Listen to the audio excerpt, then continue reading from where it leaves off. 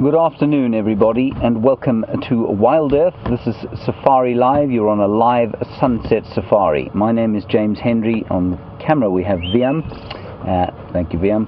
And on the other vehicle is Jamie, and she's being filmed by the inimitable Jeandre, he of the enormous calves.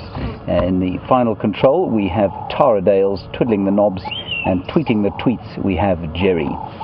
Eugene is actually lost on the reserve somewhere. We're out here trying to find him. That's not a joke. Also not a joke, and something unfortunately that I have to address this afternoon. For some time we've had the children of the cancer ward in the Dayton Children's Hospital in Ohio watching us. As of yesterday, they are not allowed to watch us anymore, and this unfortunately is because a number of viewers have been trying to get hold of the hospital and contacting them. I'm sure it's with the best will in the world. Unfortunately, there are enormous privacy issues around it.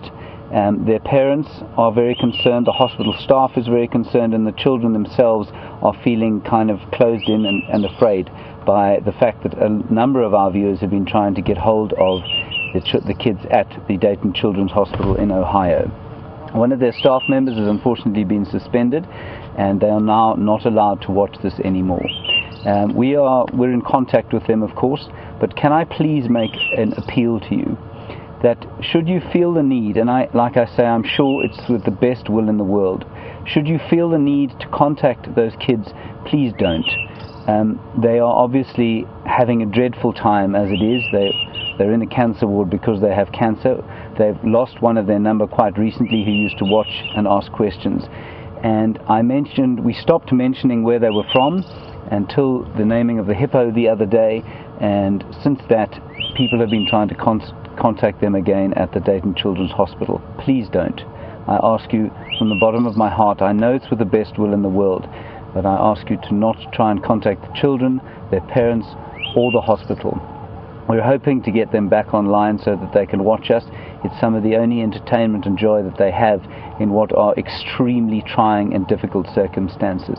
So if I could ask you to respect the privacy of the kids and their parents and the tremendous work that hospital does, we would be tremendously grateful. Thank you very much for that.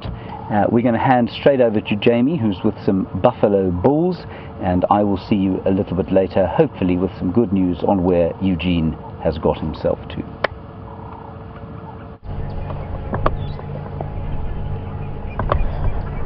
Oh, good afternoon everyone, and welcome onto the back of Wendy. And on a blistering hot day on Djuma Game Reserve in the Sabi Sands, it is 32 degrees centigrade, which is 90 Fahrenheit. And Jeandre and myself have rushed across to the dam because we heard reports from Kathleen and Tom and Paul and many other viewers saying that there was a breeding herd of ellies around here at about 3 o'clock this afternoon. And they've apparently decided that it's time to move into the shade somewhere else. But we have found a couple of these old gentleman dugger boys who found one of the deepest parts of the shade around this clearing and currently enjoying their afternoon spent lazily ruminating and probably moving backwards and forwards towards the pan. Looking very, very peaceful. And the low whistle as well of a grey-headed bush shrike that you might be able to hear in the distance.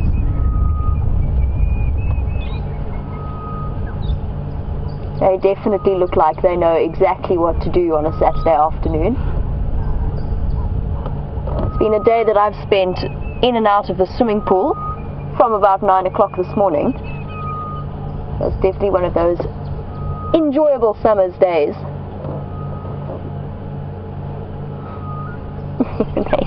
They definitely don't look like they're planning on moving anytime soon, but they do carry the accompaniment of a number of flies that are buzzing around. And I've had 2 in my eye already. I don't know about you, Jeandre, but they're certainly plaguing us as well as the buffalo, and it's something that's only going to get worse as the summer draws on and the wet season draws on. Oh, he's definitely a well-aged gentleman. You can see all of the dents in his horns, the base of his horns, and stains of mud across his face where he's obviously spent the day enjoying a mud wallow.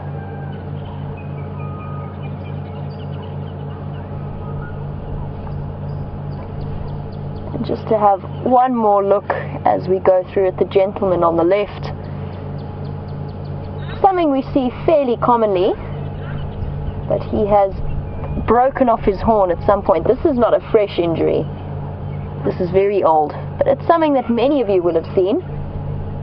Oh, oxpecker in the ear, oxpecker in the eye, oxpecker in the other eye. There you go, you can see the ridges quite clearly. You can see it's an old break, it's healed up nicely. There's no signs of blood or anything. And important to remember if you're new to watching these live safaris, these horns are solid bone.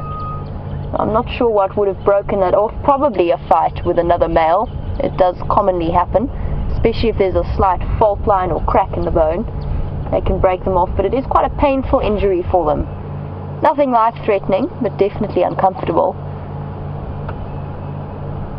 And I'm gonna...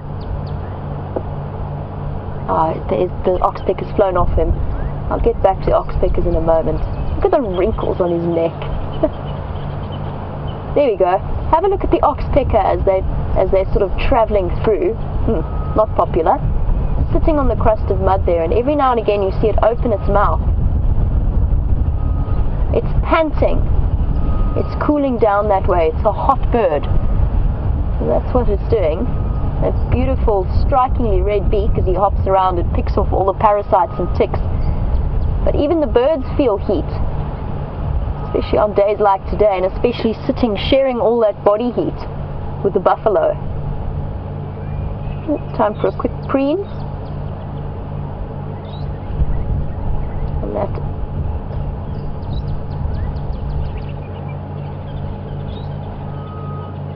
Now, I was asked yesterday about unusual birds that I'd seen in the Kruger, and I forgot one quite big one. Not a big one, but there are different types of oxpeckers. So Kathy in Tennessee, you were asking about that. We get two kinds. The one that you're currently looking at, that's hopping around the buffalo, is known as a red-billed oxpecker. There is also a yellow-billed oxpecker, which is slightly bigger, and funnily enough has a at least half yellow beak. It's half yellow and half red, and it's a bird that in the past was fairly critically endangered, or at least threatened, and has been brought back by the concerted efforts of conservationists in this area. But you don't often see them. I know some of the viewers will have, and you must count yourself to be very, very lucky if you've seen a yellow-billed oxpeckers on one of these live safaris. I still always keep my eyes out whenever I see a nice big buffalo herd to see if I can spot them. They're a little bit bigger, but not as often. You don't see them as often. The one I saw was very fleeting in passing, sitting on the back of a buffalo, of an impala, sorry. There you go, look at him pant. The bird sitting on the buffalo's shoulder on the right. It's got its mouth wide open. It is so warm. And if we look at the one on the left, just for the moment, as he heard me, flew away because I was talking about him. Well, have a look at all of the oxpeckers that you see around and about. They have very stiffened tails, and it's something that we see in things like woodpeckers as well. Birds that are adapted to hopping around on almost vertical surfaces and then supporting themselves on it.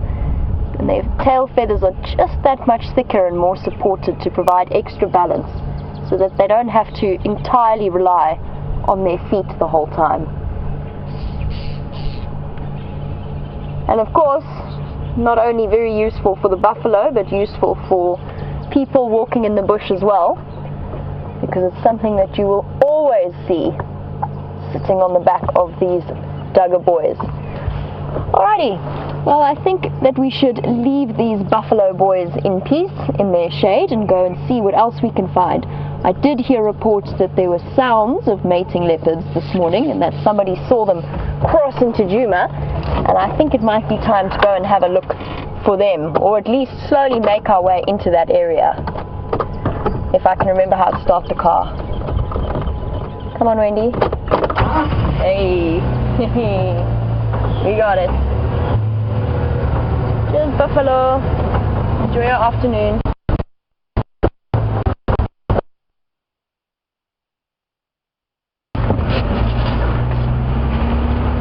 everybody. We are going down towards the Mlawati drainage line. Sorry, I'm a little discombobulated by the crash cut to us. We are hoping desperately now. We haven't found Eugene. We've given up on him. We're going to try and find the mating leopards from this morning. Now, if you were not with us this morning, what we were trying to do was find mating leopards that Brent could hear on foot, and we had tracks of, and someone had seen last night. We thought we'd narrowed them down to a small block around this area, but then we came up with nothing. Then stories emerged of tracks heading in a slightly different direction. Anyway, the point is that we're in the area, we're trying to find mating leopards. We could use all of your good thoughts and wishes to try and find them in this area. Now, it's been a hot day. It's not the hottest we've had, but certainly pretty close to it. Probably pushing 37 degrees Celsius, which is about 5 million Fahrenheit. And so that means that the leopards would not have moved a great deal, I don't think, during the day. They would have lain down in the shade. There would probably have been some seduction from old Karula, probably the odd mating event, but in the heat of the day I don't think they would have mated necessarily as often as they would otherwise when it's a bit cooler. So we're going to drive around here slowly, try and pick up some tracks, also stopping to listen every so often, because as we all know, or perhaps we don't, if you've ever seen leopards mate before, they make a tremendous noise. It's not a quiet affair, and so the deep throaty growl that you can hear from both male and female should be audible from pretty close by. It's quite a distance actually. Now we think, this is where Brent thought that he'd heard them, around here this morning. He was a little way away from here on foot though, so you know, to be able to pinpoint a sound when you're on foot, especially along a drainage line, is very difficult. I think Jamie will be coming down from the other side there, assuming her recalcitrant vehicle will allow that. Otherwise we may just be staring at you again the whole afternoon. Well, hopefully not just at me. We'll try and find some animals for you to stare at as well.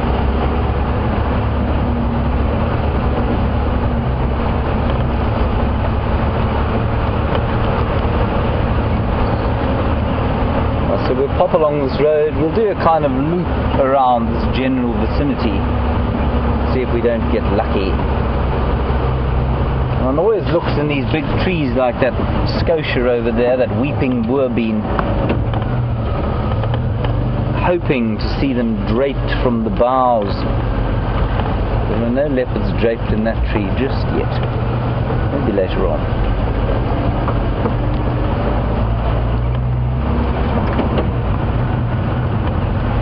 Cicadas are out, which is wonderful. It feels like summer. Of course, the sweat dripping down my back also makes it feel like summer. Viam, that's a remarkably good sun hat you've got on there. Viam looks like he's about to hand his hat to the umpire and bowl an over or two. He's got a wide-brimmed hat upon his head, khaki-coloured, of course, for the skies.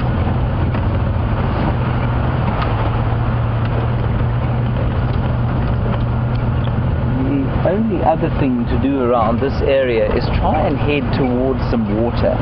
Now, the mating, of course, that leopards do is very thirsty business, and while leopards don't have to drink, they will drink if they can.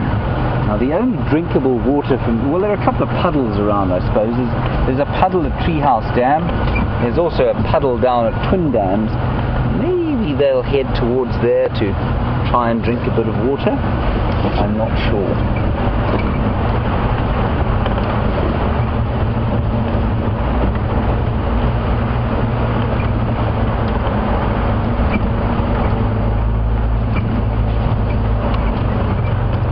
Frustrating process tracking leopards, because they're very light. They're not heavy creatures at all, so they don't leave very obvious marks on the road. The mating variety should be a little bit easier to find than the single variety.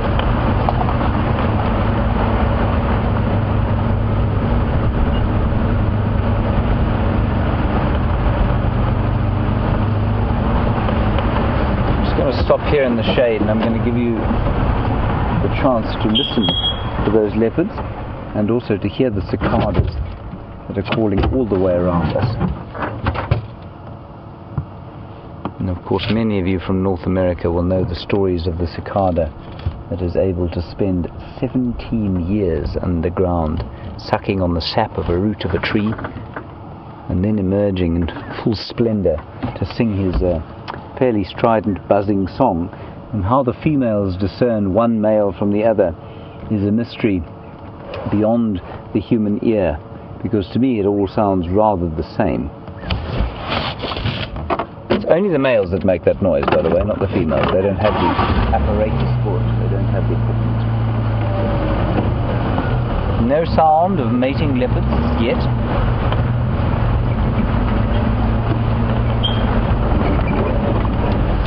See a leopard orchid over there. I saw a leopard tortoise earlier on.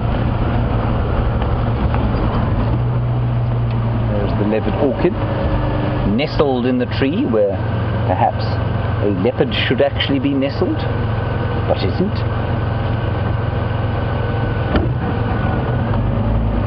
Alright, while we carry on the checking around for hopefully a mating pair, Jamie's out back up and running, so we'll head across to her and I'll see you just now.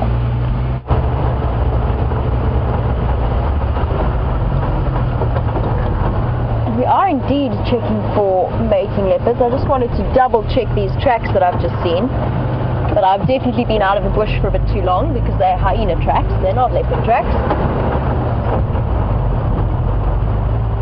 Nope, hyena tracks heading up and down. Now I'm not sure, I forgot to ask actually if that hyena den on Aubrey's Road is still active. But something that I'm quite keen to go and see. I don't think it will still be, but it will be interesting to go and check. But for now, I am on the trail of mating leopards. I'm going to go and see if I can figure out where they've gone. I'm just doing a big loop around the area. I'll take Zoe's Road and check that they haven't crossed back to the west. They did come from the west. Let's see if we can find any sign of them here before we go and check the deep depths of the drainage lines around this area. There's two interconnecting drainage lines, one that runs just close to Zoe's Road and one that runs along Philemon's Cut Line and Philemon's Dip. And I'll check both of those. On a day, Shadow was mating with Tungana. Right, back with us. Jamie's having a little bit of trouble, very unfair on her, especially so early in her work cycle. Still, so it goes. Such are the trials of broadcasting high definition out of the wilderness of the Greater Kruger National Park. And the reason I'm still driving around like this, of course, is because I have not found the leopards yet.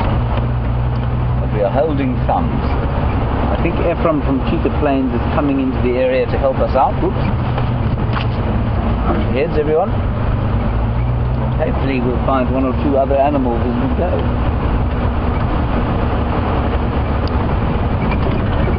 We have seen some rather parched looking impala. They of course are extremely water dependent, so they will need to find water. But as we had a wonderful question yesterday morning about puddles and whether animals will drink from the puddles, and it was asked as we managed to find some buffalo drinking out of a puddle. So while it's not obvious, after the rain that we've had, there is water in the blocks here, just sitting in kind of pans or little depressions of clay that hold water, and while you and I certainly wouldn't dip our faces into such water, we'd be sick for days, the animals out here of course can handle that kind of, all the bacteria and the bits and pieces that come out in dirty water, and they will happily drink that. Maybe that's what those leopards are doing.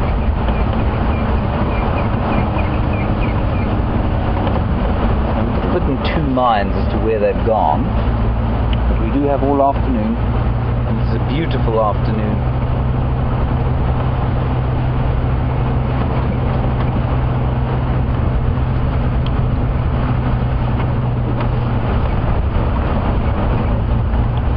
Go up around here, I think that's the best idea for now.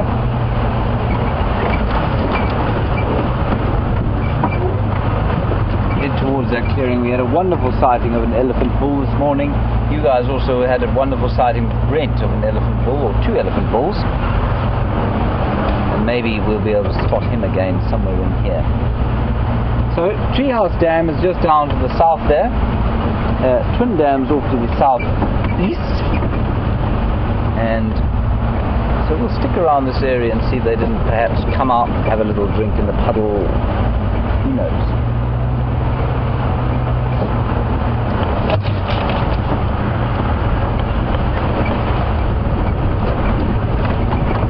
We had an important question asked this morning about drainage lines and what a drainage line is, and is it a dry riverbed? It is indeed a dry riverbed, and so when you hear me talk about drainage lines, I'm talking about an area like this that Liam will show you. It's an area that perhaps used to carry quite a lot of water during a time when this area was a lot wetter than it is now, and indeed this used to be a sea at one stage, many millions of years ago, before tectonic activity basically folded it in on itself and turned it at about 90 degrees. And that would have resulted, I think, in quite a lot of river development. And many of these rivers, of course, only flow after the most extreme rains. Otherwise, they're just these really nice, especially great places to walk, and especially fertile, normally for leopards. If they happen to be walking along, they'll choose to do it in a drainage line quite often. And here some ring-necked doves calling, further cicada noises, no leopards.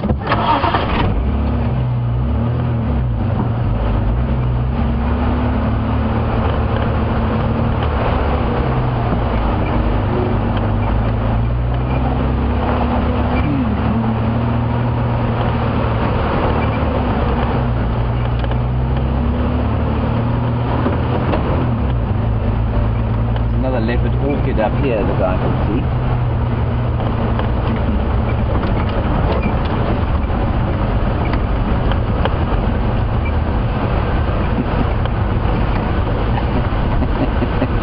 Now, in South Africa, Halloween is not an enormous holiday, not quite like it is in the United States. And Stacey, I think it's you. You're going trick-or-treating, are you? Or your daughter? I couldn't quite tell from the excitement on the radio. But you're going dressed as me, which I think is possibly the best compliment that you could ever give somebody. Also, I think it's the best costume you could ever have for Halloween. I imagine that the amount of sweeties you will be able to garner from the people of your neighborhood will have you overflowing. Excellent idea. And your dog is going as a lion. Very good. Which lion? I'd like to know which lion he's going as. I hope a large Matimba male, perhaps as a hairy belly, the Matimba male. What a brilliant idea. Thank you, Stacey.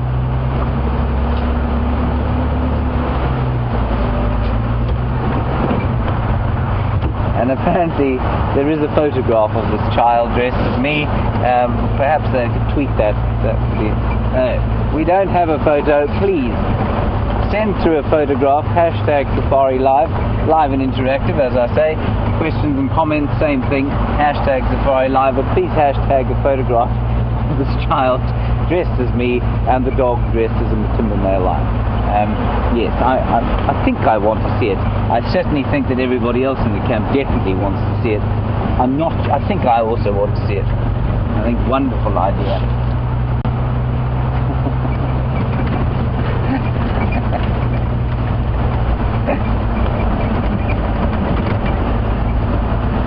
Got me totally distracted from looking for mating leopards.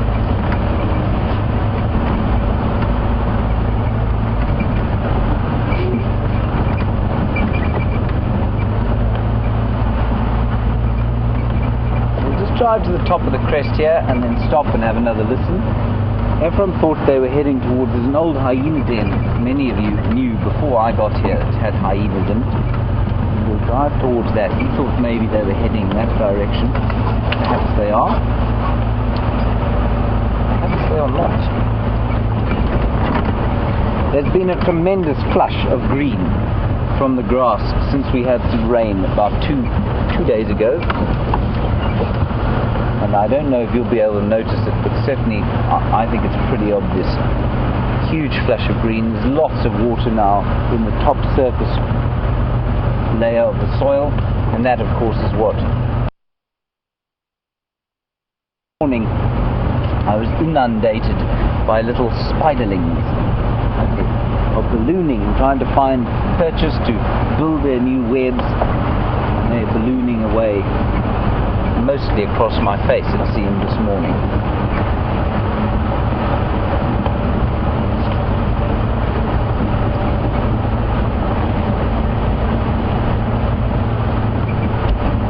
Every termite mound is starting to look like a leopard.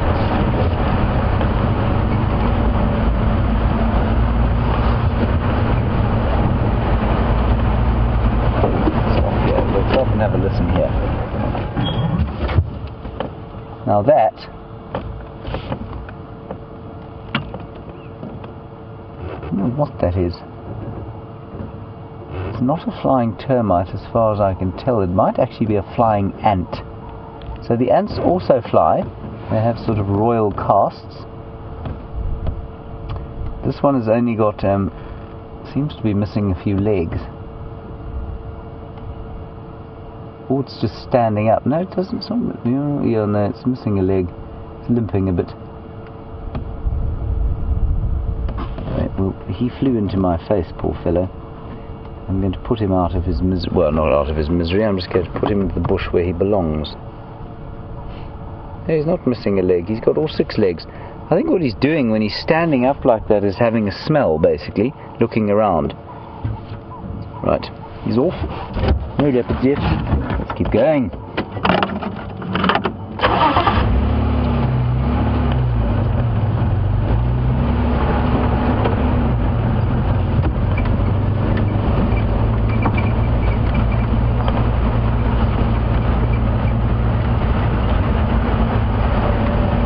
Liam, what do you think? Where are they?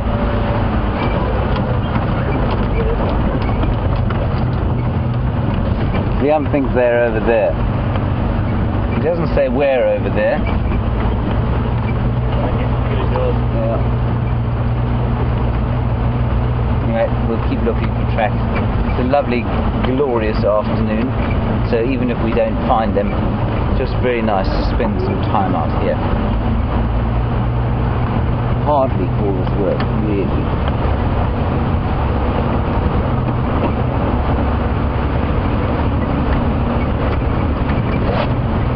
Here's the road towards the hyena den. Let's go down here. Let's see if there aren't any tracks. Quietly, I'm trying to hear the leopards.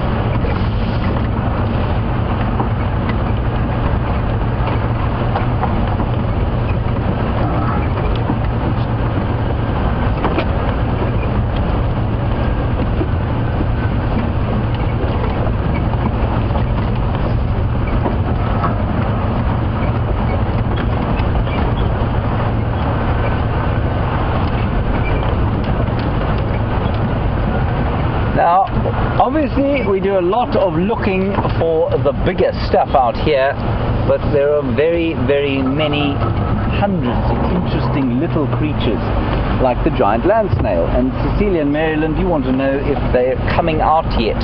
I haven't seen any.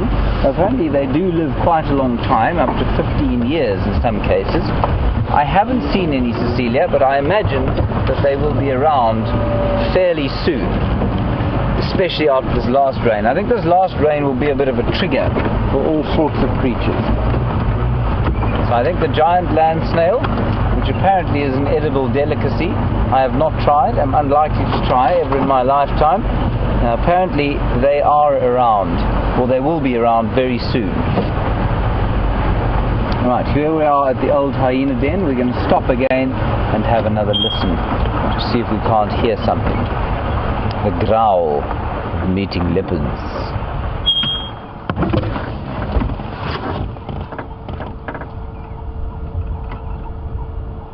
It would be so exciting to hear them.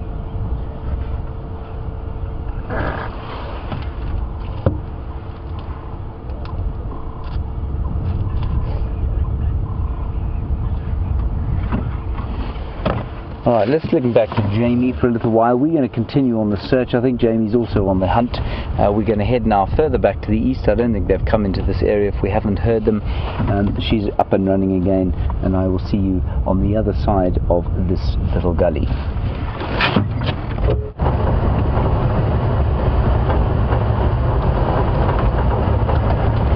And you're back once again on the back of Wendy, and I think that with some seriously technological thinking from Jean-Dre, we might have fixed whatever's been happening, which is why you keep losing me every now and again, probably in mid-sentence half the time. I don't even remember what I was saying before, but we'll continue with a different topic of conversation. Jean-Dre figured out that we might have a slight heat problem happening in the back of Wendy. Sort of. I'm simplifying it a lot. He had to simplify it a lot for me as well. And we're still on our mission to find those mating leopards. Now everything should be in the shade, so that's on our side. We know to go and check the drainage lines and all those sneaky kinds of places. Amazing how quiet it is out here, and I think that's mostly to do with the heat, but it's also because just in the time I've been gone, with that little bit of rain that Juma had apparently, everything is now about 3 times as thick as it, or at least it's reduced the visibility by about 3 times since I was last here. These monkey orange thickets that I have driven through many a time trying to follow either lions or leopards are now look completely impenetrable and completely different.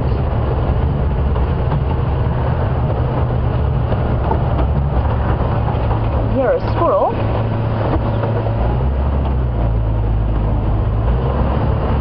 Back a bit.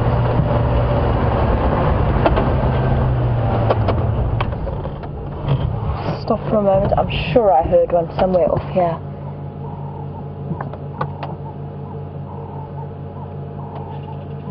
Oh, he's a bit further forward. A bit further into the block.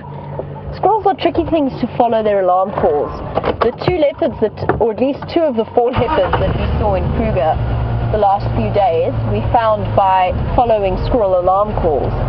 But that doesn't always work, because of course if you are this big out here, this big and fluffy, you're a food item for lots of different things. So there's lots of different things to shout at, including birds of prey, things like even a mongoose or a genet will set off a squirrel shouting. But let's just do a quick trip into the clearing here and see if we can pick up on it around this side.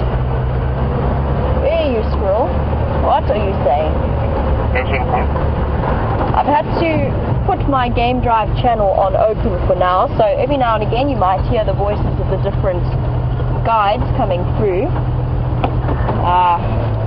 Jean-Dre spotted the answer. Yeah, bird of prey. Looked like a snake eagle. Disappearing off. Unfortunately, I don't think we're going to get a visual of it, but it was definitely what that squirrel was shouting at.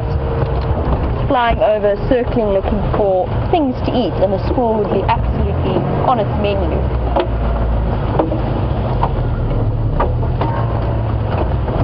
I want to head back towards the drainage lines now that we've clarified what that squirrel was all about.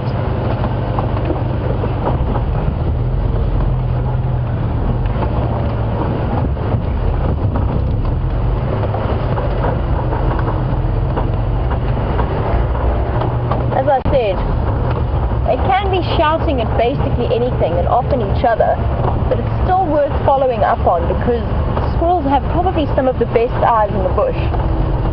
They're the most likely to spot something that might be a threat to them.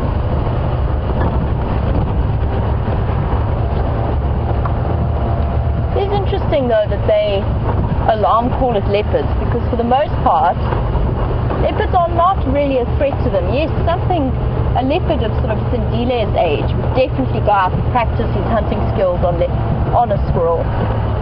For the most part, the adults will walk past them without really bothering, unless that squirrel is right on top of them.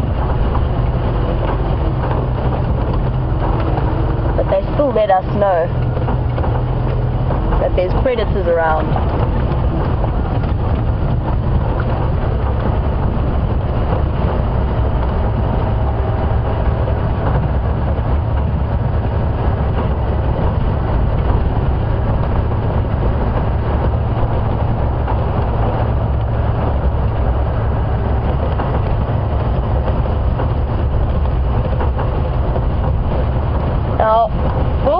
From Sweden is watching, and we're traveling through a really beautiful area that's full of trees, and I'm sure as you've noticed you will have seen all of the different tree species, but Wolfgang is interested in one particular one, and that is the sausage tree. And you were wondering if we have any in this area and if I could show you one today, and I would love to. Apparently there is one around Philemon's Dip. I haven't found it yet, but apparently it is there. So I'm heading in that direction. So Wolfgang, I'll keep an eye out for them. And for those of you who are new to the area or new to these game drives, a sausage tree is a type of tree that grows these incredible fruits. Caught you? I thought that was quite smooth. Very windy this afternoon. So a sausage tree fruit can be up to this long. Incredibly sturdy looking fruits that look like the really big European sausages. And it's very important to know what they look like and to keep an eye out for them, especially if you visited to the Kruger. And if any of you do go and visit and you head across to something like Olifant's Camp or Letaba Camp, be careful of where you park your cars, because the sausage trees, nice, beautiful, thick, dense green vegetation, but you really, really, really don't want to have one of those fruits fall on your cars. And I'm not sure what the statistics are. I'm just wondering now whether anybody's ever been killed by a falling sausage fruit, because they are heavy. And it must have happened at some point, just like people get killed by things like falling coconuts. They seem like such a good place to park off under the shade and spend some time sheltering. Something that elephants love. And interestingly, they do lose their leaves, but not seasonally in the same way that most deciduous trees lose their leaves over winter. They drop their leaves and grow their new leaves in a very, very short space of time. And by short, I mean essentially the space of a week or two. And they don't all do it at the same time. They alternate from tree to tree. So they drop their leaves at different times. And the camp that I used to work in, there were about 4 in the garden, and they would rotate. The minute one started growing its new leaves, the next one would drop them. I'm not too sure why that is, but they grow the most beautiful pale flowers, and they're flowers that the animals absolutely love and often congregate underneath. To head across in that direction. What we're going to do is we're going to go to Philemon's Dip, and we're going to listen for the sounds of the leopard. That's what I was saying. I remember now. I was going to say regular viewers will know that when leopards mate, they do so very frequently, and they're not quiet about it. There's a considerable amount of snarling that is involved, which is why if these leopards are still in the area, if they're somewhere in that drainage line, it's worth going and just parking off in the shade for a while and having a listen to see if we can hear them. It was just the dove flying away. Right, I'm going to try to put my hat back on now that it's less open.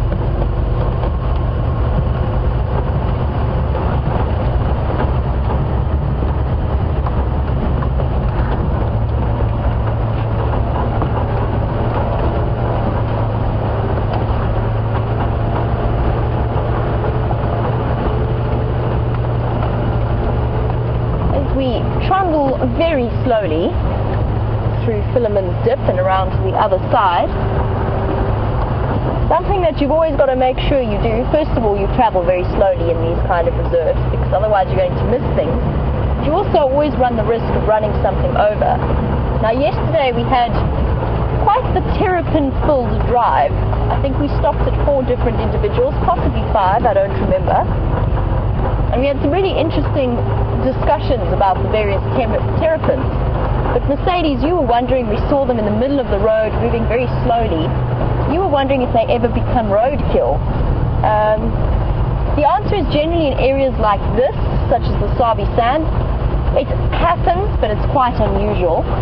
Driving through puddles and stuff like that, you've got to do slowly so that they can surf out the other side. You don't go racing through puddles. But for the most part, people who work in these kind of areas are very aware.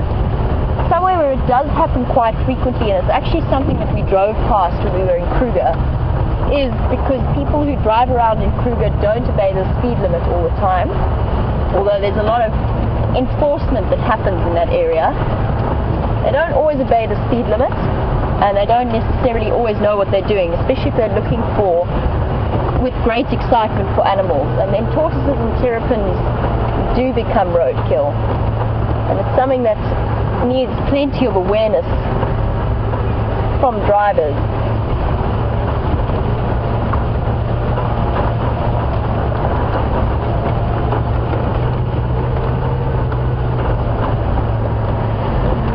The shade of Philemon's Dip, and Jandre, if we can, let's just have a look at that bright the bright green tree with the leaves. the big one in the middle. Thank you. Because I have a feeling that that might be a sausage tree. Just want to double check in binoculars. Nope, I was wrong. I was mistaken. That is not a sausage tree. That is a Natal mahogany. Also a really beautiful tree, and one that gets to a really nice big size. But it doesn't look to me to be a sausage tree. It is one that falls very close. And I'm going to grab this book here and just show you a picture of what a sausage tree really looks like. Just for Wolfgang, because I don't think I can show him one on this particular drive. I will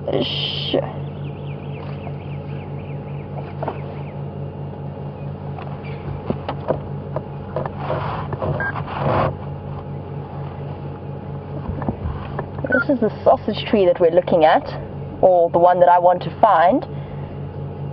And Donna, you say that it is in Philemon's Dip, right behind the pump house on the same side of the road, which would make it that big tree that we were looking at, or one that I would think, unless it's a very tiny sausage tree. But just while I'm here, that is what the sausage tree looks like, and those are the fruits that I was talking about. And what I think I might go and do is double check that that is a Natal mahogany. Let's go see. Let's go grab a leaf sample if we can. But we have to navigate the dangers of a drainage line driving very gently with Wendy, since Wendy's just come back into action. See if we can double check.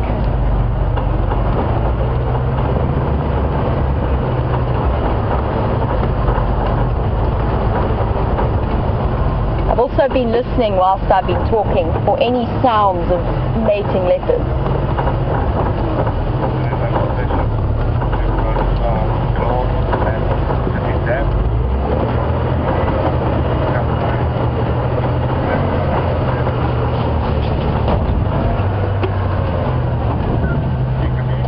Sometimes these Land Rovers don't like to stay in low range. They like to stop out.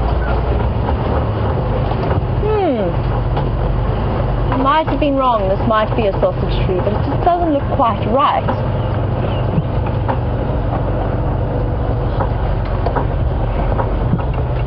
Okay, well there we go.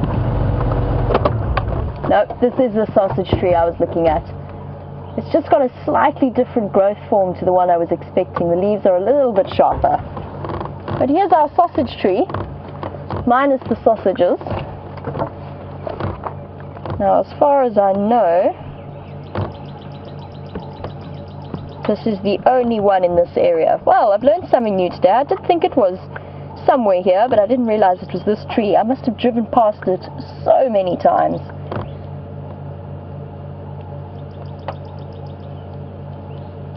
We'll have to keep an eye out for them. Beautiful big tree. Interestingly, the bark of this particular tree is used as a treatment for pneumonia. I'm not sure how they use it, but it's something that does come with its own painkiller as well. And those huge sausages, which I don't see any, it doesn't seem to be fruiting. Those huge sausages are used in lots of different treatments, from anything from syphilis to rheumatism and even acne. It's something that's considered very, very important medicinally. It's also loved, as I said. The animals love the flowers that pop out, and they usually flower around August, September. This one hasn't. I haven't seen this one flowering this year. Beautiful tree. Well, there we go. So Wolfgang, your sausage tree. I wish I could show you one with fruit, but I definitely haven't seen one. And I think let us head back towards the edge of the drainage line and see if we can follow up on those leopards. Now that we've done a slight deviation with the sausage tree, I'm just going to try and negotiate a path out of here. This is one of the only sausage trees I've seen in this area, which is interesting. It must be that the soil is not quite, the soil and the growth conditions are not quite right for it as a tree species. There's lots of other competition coming from things like bush willows, which are the dominant species around here.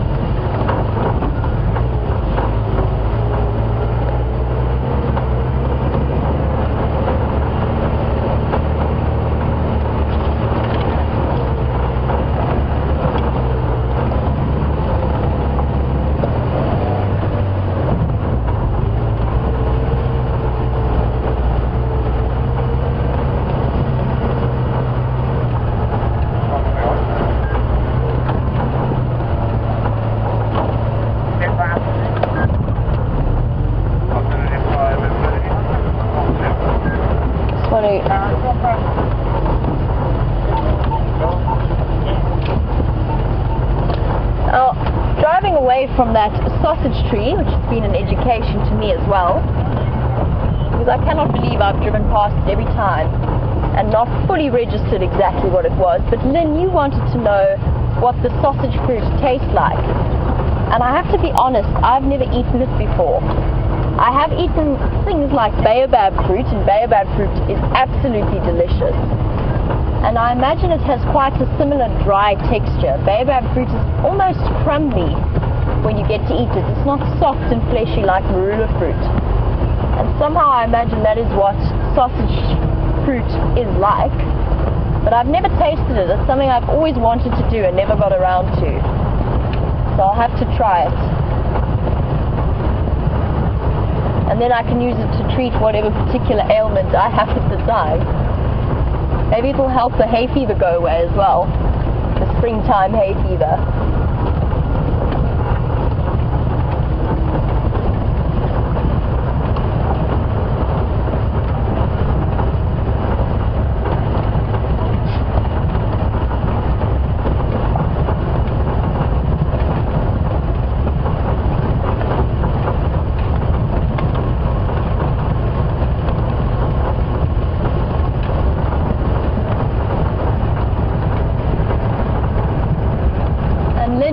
Mentioned that it doesn't fruit every year in the same way apple trees do, and that is something I've experienced. And it's interesting how certain sausage trees in certain areas can time it so that the one tree, just like what I said about the leaves, but in a yearly cycle, so that the one tree has fruit one year, the one next to it has fruit the next year. It is interesting. And we're getting even more information on the subject of the medicinal uses, and it does have so many various applications. But Korhaan, who's watching all the way in London, apparently it's something that can be mixed with aqueous cream and used for treatment of mild skin cancers. And that is very interesting. Hello, Buffalo. Something that my dad's picked up in the last, my dad's a pathologist who works in Johannesburg. And something that he's said that they're seeing more and more of is skin cancers in young people around the age of 25 to 30, far more than they've ever seen in previous years. And I wonder whether that's something that might be a useful application for them. Hello, buffaloes.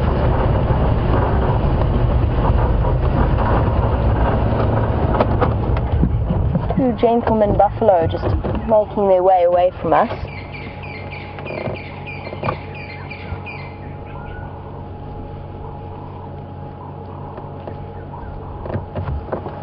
Quite probably, almost definitely I would say, on their way to the Djuma waterhole to go and have a drink in the late afternoon.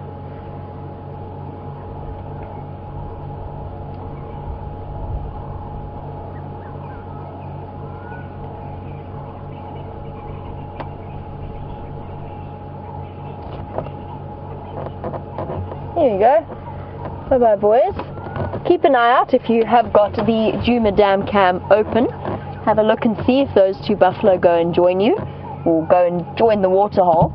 They're looking a little bit thin. Is your fluid head warm, Chandra? It's very, very hot, and that sometimes gives the camera a little bit of a shake every now and again. Now in the background I can also hear one of the other cuckoos has come back. I think he's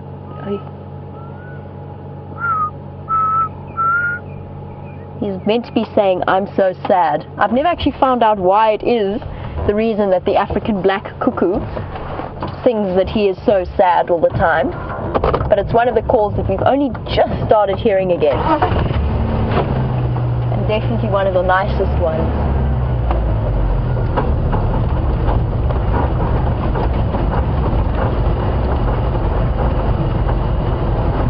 But apparently you also agree with me that it shouldn't be saying, "I'm so sad." It should be saying, "I'm so glad." And I like that. I enjoy that much more than the "I'm so sad." It's interesting how so often the interpretations, the way that people remember bird songs, is to give them words. And that makes sense. It works the best in terms of remembering things. But I don't know why so many of them have to have a negative bit to them, like the "I'm so sad" cuckoo, and the, what's the other one, the emerald spotted wood dove, that's meant to be saying, "I'm sad, sad, sad, sad, sad, sad." Hello, buffalo. We've met up with our gentleman buffalo.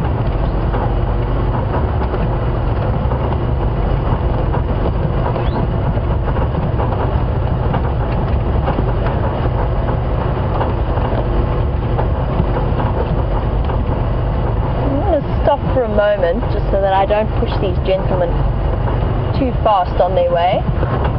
I don't like driving too close behind buffalo, well, behind any animal like this, just because I think they feel a little bit like I'm pushing them. There they go again, looking a little bit thin. And I think that could well be because the grass is struggling a little bit at this stage. I've seen a lot of thin looking buffalo. Not in peak condition.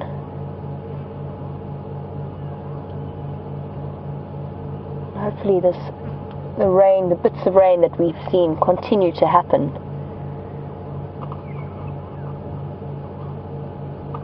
And if they do, something that we will see that will happen soon to supplement the feeding of all of the animals will be the arrival of the various fruits of certain trees, specifically the marula fruits, which are going to happen in the next few months.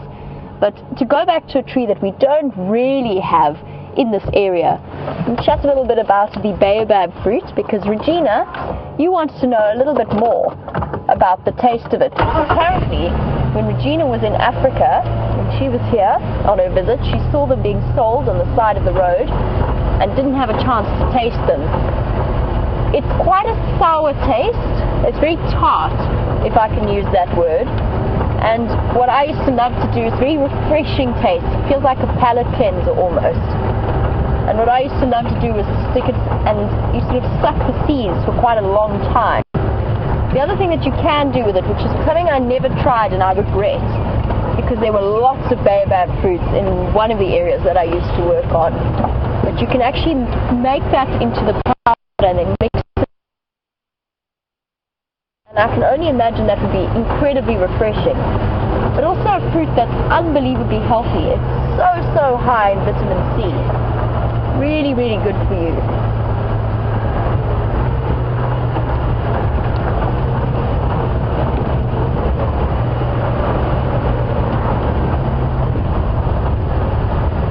Alrighty, let's go and double check down here. I haven't seen any tracks coming out of this area. That being said, Ingwe Alley is quite a tricky road to see tracks on.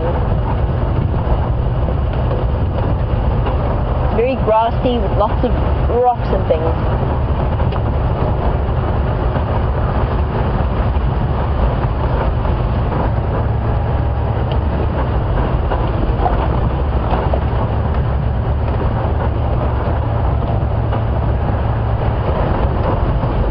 Really want to do is go and explore the drainage line a little bit, and whilst I do that, I think it's time to head back across to James and see what he's been up to, and we can coordinate our search efforts in our search for these felines.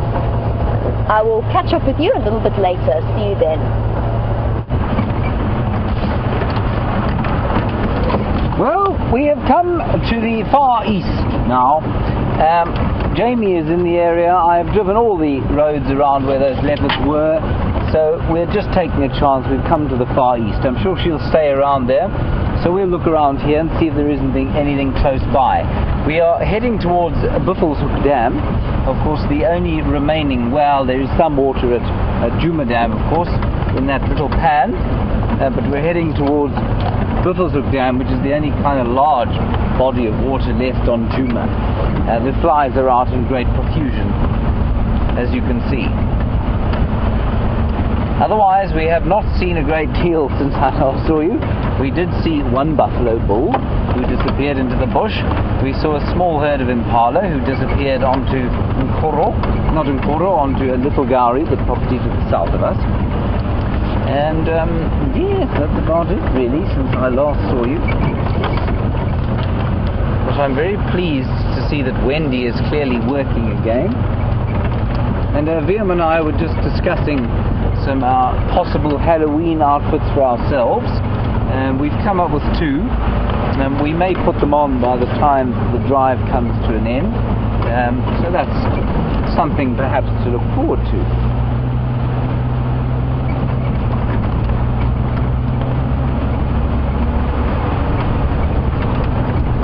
You can see it's been an extremely hot day compared with the last 10 days actually, and I think what that's resulted in is animals basically charging for the shade as fast as they can. The edge of the heat has just come off now. In the last few, probably 15 minutes or so, I've just noticed a slight change in the temperature as the sun starts its way towards the western horizon, and hopefully that will result in a few of the animals coming out of the shade.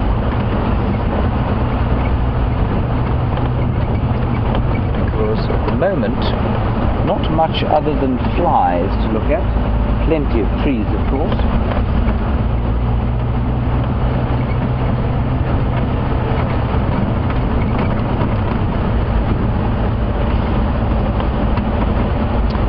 Now, while we're driving along, of course, Africa is known, or South Africa specifically, is known as the cradle of humankind.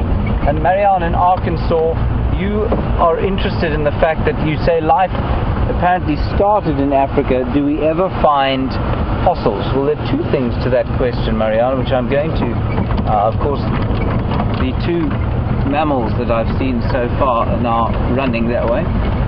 Oh, quickly, let's go. Marianne, I'll get back to your question. Jamie's got an elephant. Let's go and see that.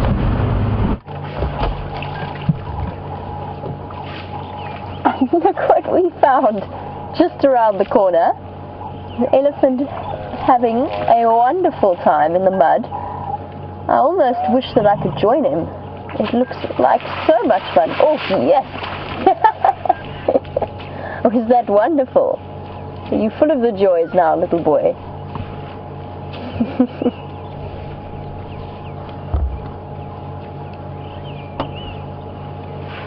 That was very sweet. I'm gonna sit here for the moment because I'm just wondering if this... I think they've found water there at the back. Oh no, here we go. She's coming. She is coming. Hello, big girl. Are you going for a swim? I think that's a very good idea.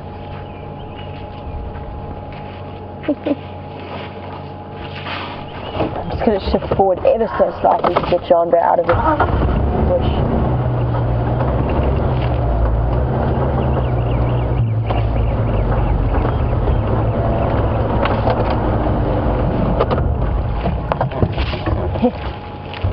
Ellies are having an amazing time. I wish I could go and join her. It's hot enough that it would be quite fun.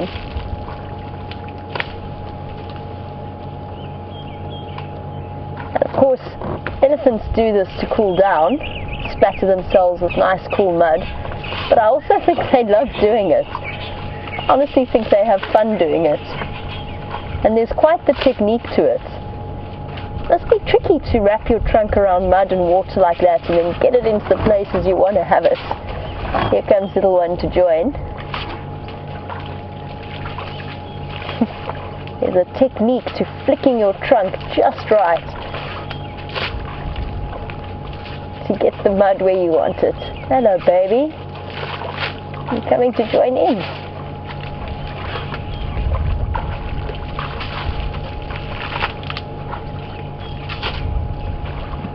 I'll be quiet for a moment so you can hear them.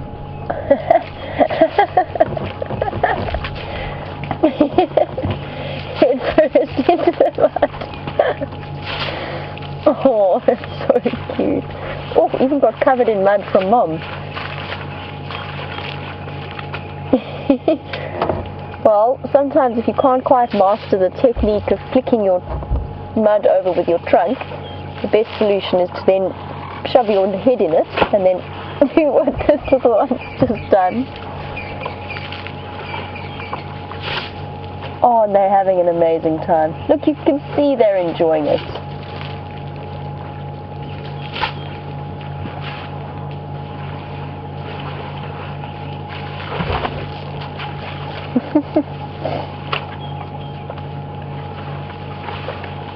Up we get. That side's done.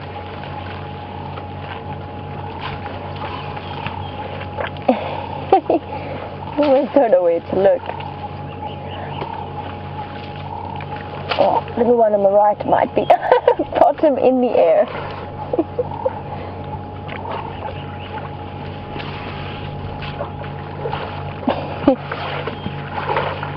Sometimes it just takes that little bit of maneuvering to get all the parts covered.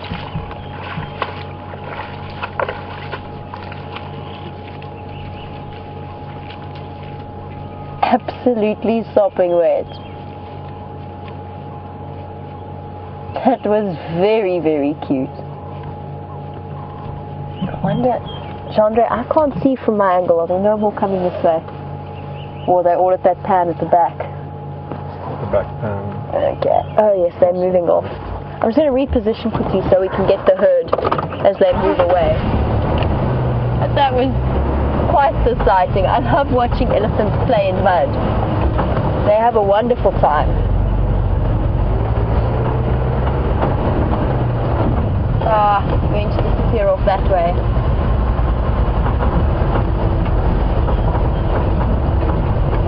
Get around here. I think this particular pan is dry. I think they're going to disappear off very quickly. You might be able to catch up with them in the drainage line. This is where they're disappearing off to. A family of very muddy elephants. How wonderful was that?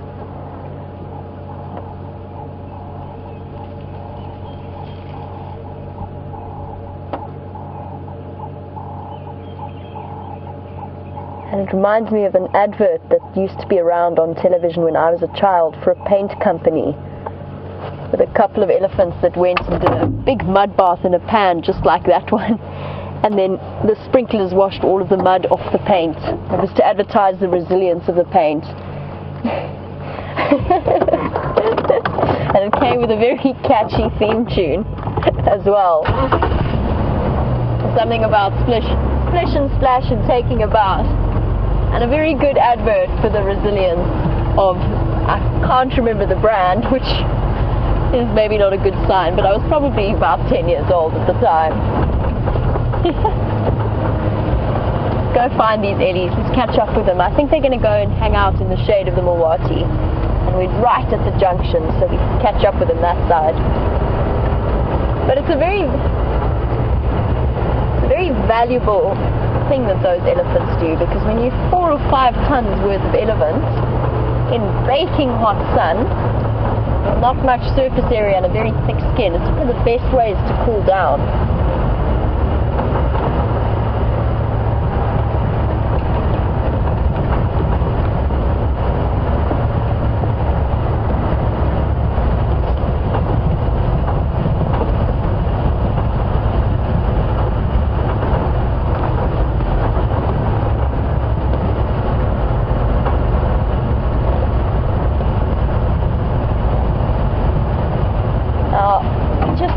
Oh, there's more elephants there. There's ellies everywhere. How wonderful. Definitely not something to complain about. Now Patricia in San Diego, Patricia was wondering, with them using their trunks like that and scooping out the mud, do their trunks ever get obstructed in any way or blocked up in any way by mud? And the answer is no, they don't. Oh, there's a warthog going to run across the road. But he's running, he's gone. Very brief visual of a warthog, also covered in mud. Oh, but there's a baby. There's a tiny, tiny, tiny elephant baby, and I have to show you it right now because it's adorable. I really hope I can get a good view of this baby. Let's go see if we can get it. And sorry, Patricia, I'm going to get to your question in a moment because it's interesting.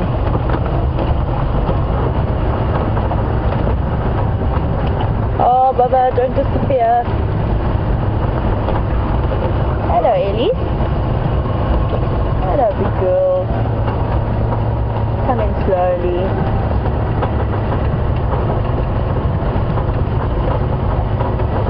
There's nothing better than an elephant on a Saturday afternoon, or any morning, or at any time.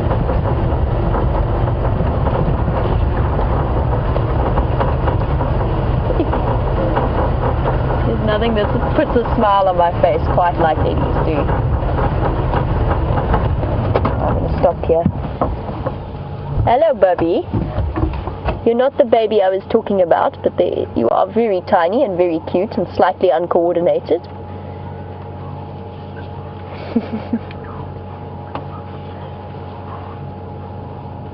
Hello, girls. Oh, wait, baby's coming back out. Hello.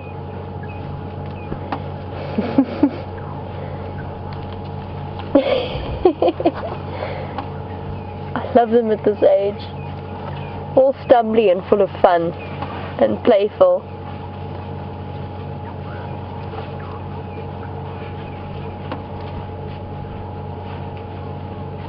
Running up to greet probably Auntie, but I'm not too sure. Could be Mom as well. Might have strayed a little bit further. Running back to reunite. No, I think it might be Mom, because he's sticking with her now. Reaching up with that trunk that's so important in their bonding rituals and showing mood.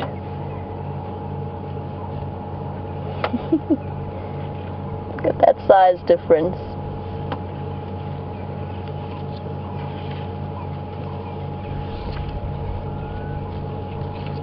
Oh, elephants are wonderful. Nice big herd as well. There's probably about 12 of them. About 9 of them were moving around us, and the rest of them are tucked away in some very, very thick bush. But also, I think, making their way down towards the drainage line. Might be able to catch up with them there. I'm just going to check there's nobody behind me. Nope. Let me shift forward a fraction so we can get a nice view, and then I can answer Patricia's question about blocked trunks.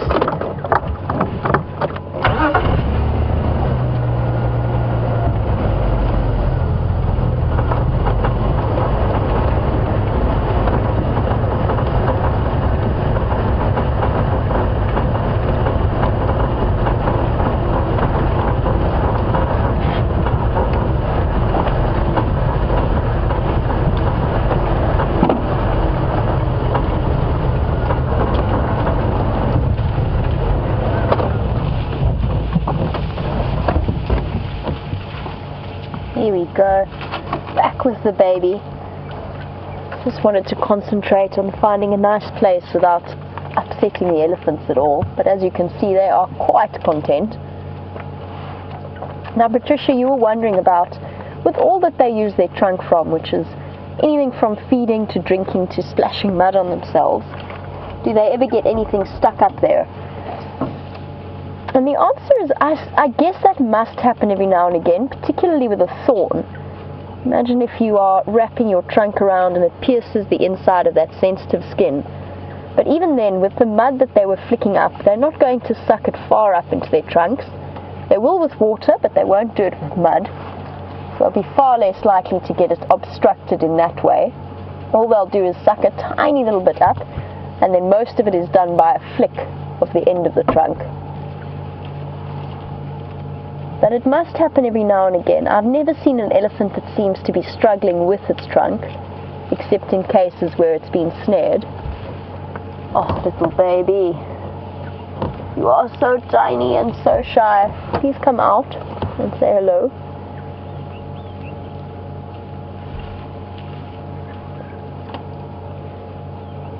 Just that tiny little tail wagging.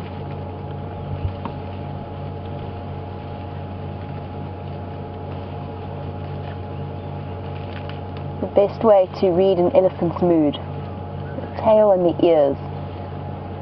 And we saw those ellies flicking up all of that mud onto their ears, and there in Canada you wanted to know if that doesn't affect the thermal regulation system that they have going with their ears. So for those of you who don't know, those giant ears essentially almost work like fans, although that's an oversimplified way of putting it. There's a lot of capillaries right close to the blood surface. Oh, we've got some more ellies coming through. I think this might be our previous lot. Let me just turn around so we can see them. I'm just going to reposition myself.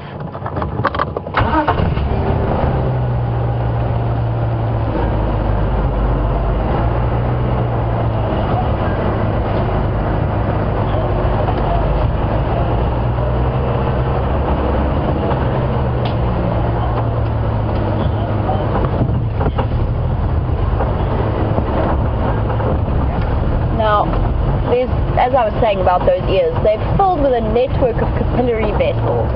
So it's a great way to cool the elephant down because they flap them and the blood is so close to the surface there. Hello, boy. She's eating on the run.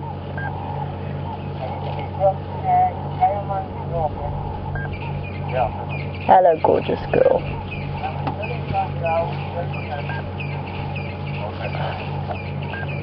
And there you can see her ears. You can see in the wrinkles on her ears, you can see all the patterns of veins as she goes past.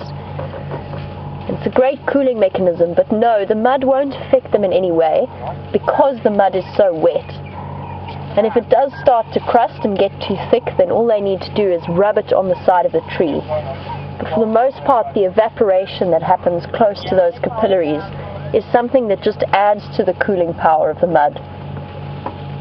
And then with the flapping and the rubbing, it then falls off. These ellies have decided that the coolest place to be, apart from all of the mud wallowing that they've done, is to tuck themselves in an incredibly thick area. Now I'm going to try and reposition so we can get a last glimpse of them, but I definitely won't be able to follow them. And whilst I reposition to try and see where these ellies are going to go and if they're going to come to the drainage line, let's head across to James, who has some hippos close to Buffelshoek, and I'll be back with you a little bit later. So some hippopotamus languishing in what remains of Buffelshoek Dam. And Buffelshoek Dam, if you look as Wiem zooms out, is drying up fast. That is the bottom of it there that you can see. They are on the deepest section, these hippos, and they're making use of what is a vast diminishing body of water. I thought at one stage it would see us through, but unless we get some very major rain very soon, this dam is going to go the way of Djuma Dam, Treehouse and Twin Dams and be totally and utterly dry fairly soon. It will become a mud wallow. And just up in the tree you might be able to hear you can hear the call of a virtual starling, but there are also a whole lot of red-billed buffalo weavers which now have inconveniently moved behind their nest. They're all building now quite furiously as the summer progresses, and they're exhibiting, I wish I could actually show this to you, they were doing it so nicely, this thing called gular flutter, when they open their beaks and flutter the gular flap, which is in the throat, in an effort to try and cool down. And it's very important on a hot day like this that they do that. Anyway, they have, as with most other things around here, disappeared. While Jamie is repositioning to show you the elephants again, I think that's what she's going to do, just to keep you posted, the other night have seen something very interesting. At least 3 pairs of duiker we've seen today and yesterday together. Now that's unusual. Male and female duiker are normally not together. They normally keep separate territories. They're only together if they're mating. And it's interesting, it must be the mating season now. They're not particularly well studied duiker. I think they've got about a 4-month gestation period, so you'll probably find that they give birth out of that peak kind of birthing season, which would be at the end of November. They'll give birth probably beginning of March, which is an interesting kind of hear the water thickneys calling there. So it's quite an interesting strategy that they should give birth beginning of March, and I think you'll find that the reason for that is that they're concentrate feeders. They eat a lot of seed pods and possibly the odd fruit, and their food resource is probably highest at that time of the year. So quite interesting. I did see a water thickney and it's now flown away. Anyway, let's go back to the hippo here. Quite interesting little story. We've been discussing whether hippos are or elephants, and it was precipitated by a question about whether elephants are related to whales or not. Now, I didn't think it was. They were. So I went and did a bit of research today. And hippopotamus are the most close relations of the whales. Now, how it worked was 55 million years ago, they had a common ancestor. Now, what that means is the animal that eventually evolved into hippopotamus and into the whales and dolphins, was sort of split into 2 species 55,000 years ago, 55 million years ago. Now, that doesn't mean that hippos are 55 million years old and so are whales. It means that was the last time they had a common ancestor. Now, what that also means is that they are very distantly related. They're not closely related at all. And that animal that split into eventually what was to become the hippo and what was to become the whales was a land-based mammal. And so, look, here, I'm sorry, can you just get up into the nest there? You can see the red-billed buffalo weaver is adding sticks to his nest. So what is interesting is that when the reptiles came many, many hundreds of millions of years ago, when the reptiles came out of the water and eventually turned into the dinosaurs, so a few of the dinosaurs evolved into modern mammals. Most of them then evolved into our current mammals that we have around here. Some of them then, this common ancestor of the hippo and the whale, went back into the water. So hippos and whales evolved from mammals that were originally completely terrestrial outside of the water, and they're now obviously not. I don't know if you saw that lovely red-billed buffalo weaver building his nest. There you can hear him going tick tick tick tick tick tick tick tick tick tick tick tick tick tick tick tick tick tick. That is the red-billed buffalo weaver. Okay, I think the Buffelshoek Dam has provided us with all the entertainment that it's going to for now. Let us press on. We're going to go north onto the Buffelshoek cut line and head west again, possibly go and see what's on Arathusa. We'll see by the time we get there. We had some reports of elephants, reports of the old leopard track as well around that area. So let's go and see what we can find there.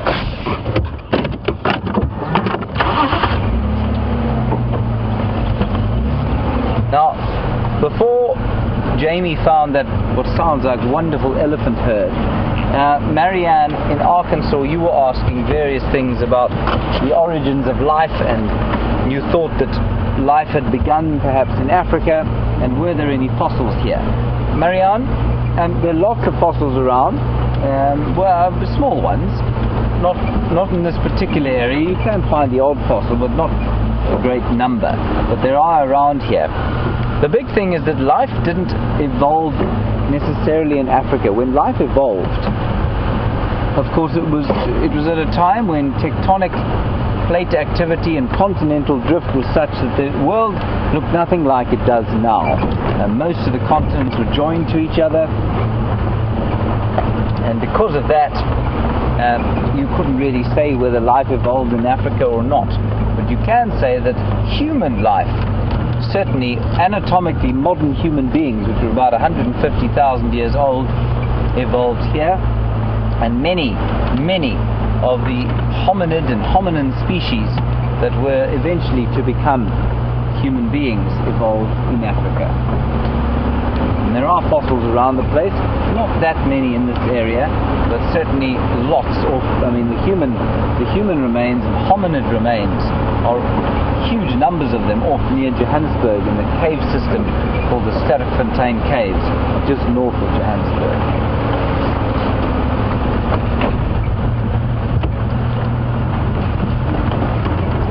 So we're going to head north towards the Buffelshoek cut line, see what we can find there. Jamie will continue to look at the leopard, possibly those elephants. Oh, goodness. Gerald Jigger is feeling very bumpy since she returned from hospital.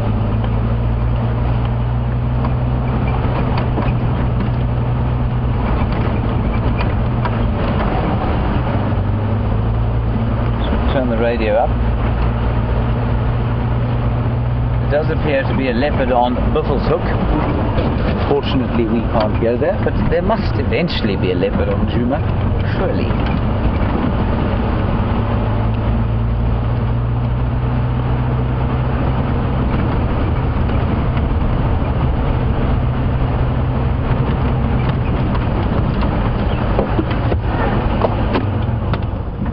Oh, you beastly little bird. You get in there, Vian. That is a Cape glossy starling, and they will be sitting on many of these dead knobthorn trees, mainly because there are holes in them, and those starlings are hole nesting birds. And I think Steph, 2 days ago or so, found you an African harrier hawk or gymnogene that was trying to rob the nest of its little chicks. And often, I think that starling may well have a nest in the tree that we originally found it in, but it's flown off to try and sort of pull us away, if you like. Birds will often do that to predators. They will try and draw them away from the nest.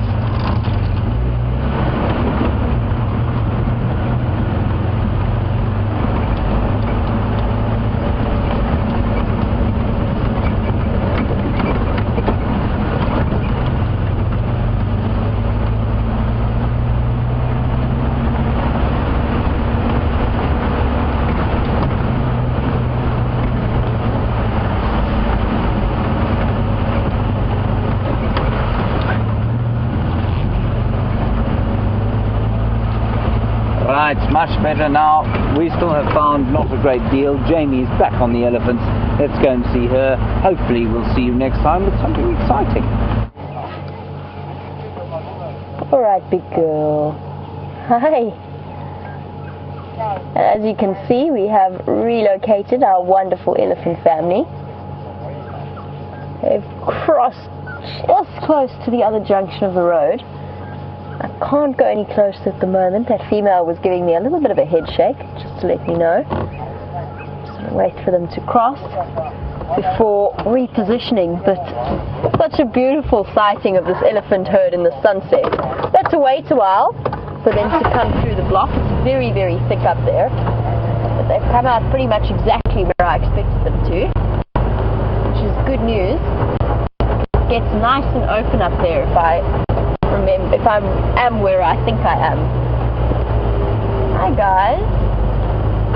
We hear you on a mission too. They're on a mission to somewhere. Definitely on the move. Try and get around onto the road. We'll catch up with them there.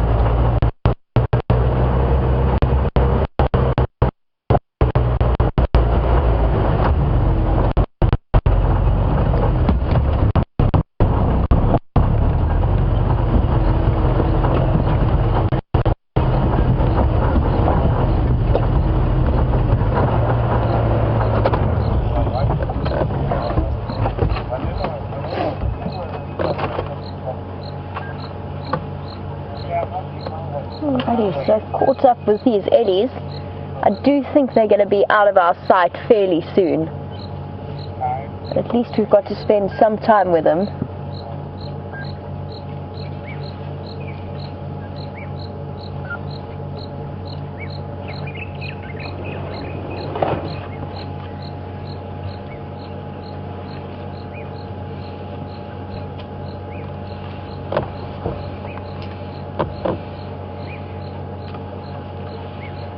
Now, as you can imagine, even a little guy like this, little boy, has quite a big impact on what he eats. And one adult elephant bull, can eat around 300 kilograms, about 650 pounds of food in one day. A female probably just under that, but either way, there's a huge impact on the environment that they're in.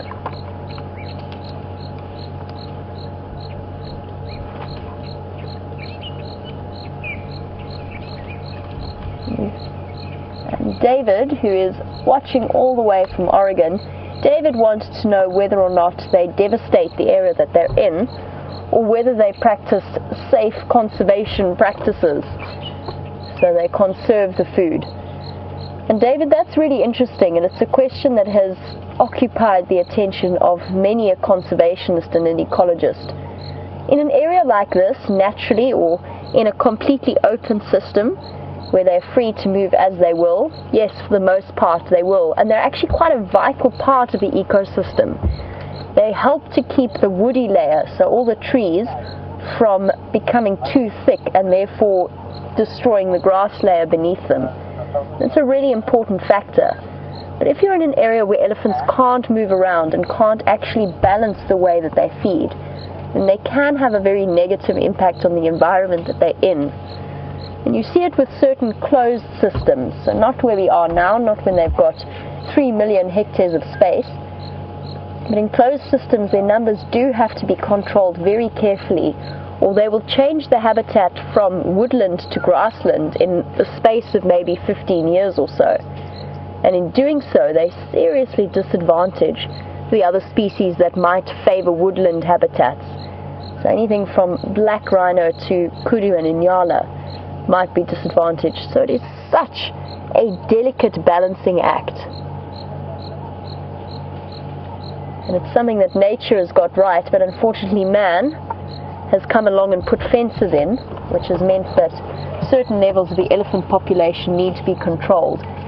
I'm going to try and reposition one last time so that we can get a view of these ellies. I think they're going to stay moving along the drainage line though, so we might be able to catch up with them further down. On the move somewhere.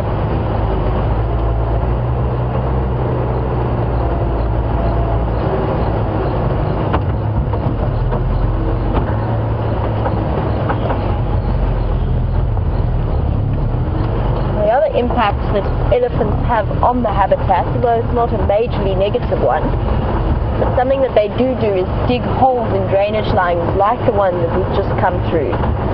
And Barbara, you were wondering whether the water table is a little bit low for them to be doing it at the moment, because you haven't seen them do it in a while, and it's something that you used to watch on these live safaris. And the answer to that is probably yes. It has been 2 years now of very dry weather, and it could be that it's got to the point where it is just that little bit too low. It would take a lot of effort for them. Hello, little one. My favorite elephant look, the down the nose stare. Yes, okay, off you go to mom.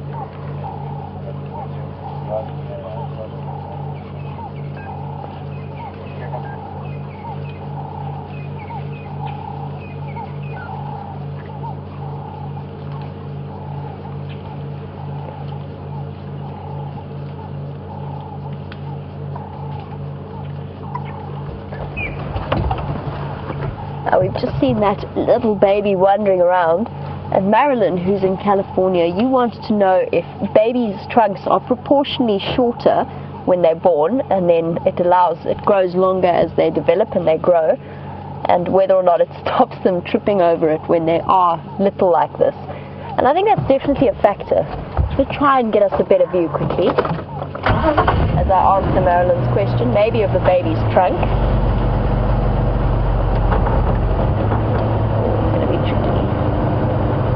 Might just have to wait for baby to come out a little bit. Marilyn, I would say yes, they're proportionally shorter. I would definitely say they're proportionally thinner than the adult's trunks, and that's because they're not used nearly as much, they're not as relied upon. That baby that we're looking at now is going to suckle right up until 2 years old, and possibly even older. Whereas mom needs to use her trunk for things like this current activity, where she's basically just shoved a tree out of the way, and that requires a little bit more strength and practice. Baby's on his way to see what mom's doing, sniffing with that little trunk. I'm not sure that it has anything to do with them tripping over it, but it could be because they have to struggle to keep up, and baby elephants are uncoordinated as it is. So maybe that's a thought. It's not something I've thought about, but definitely interesting.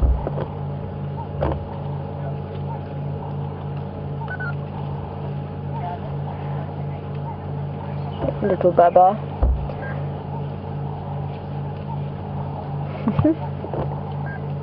Just hiding out there in the thick bush, trying to investigate what mom is doing. I'm looking for a nice way in, but I don't really see one that isn't going to upset them and just cause them to move away and further into the bush. We'll leave them be as they are. And baby's also, I think she's going for the roots of that guari tree. And baby's got something in its trunk. I'm not sure what that was. I'm not sure if she managed to get it. It is a little female calf.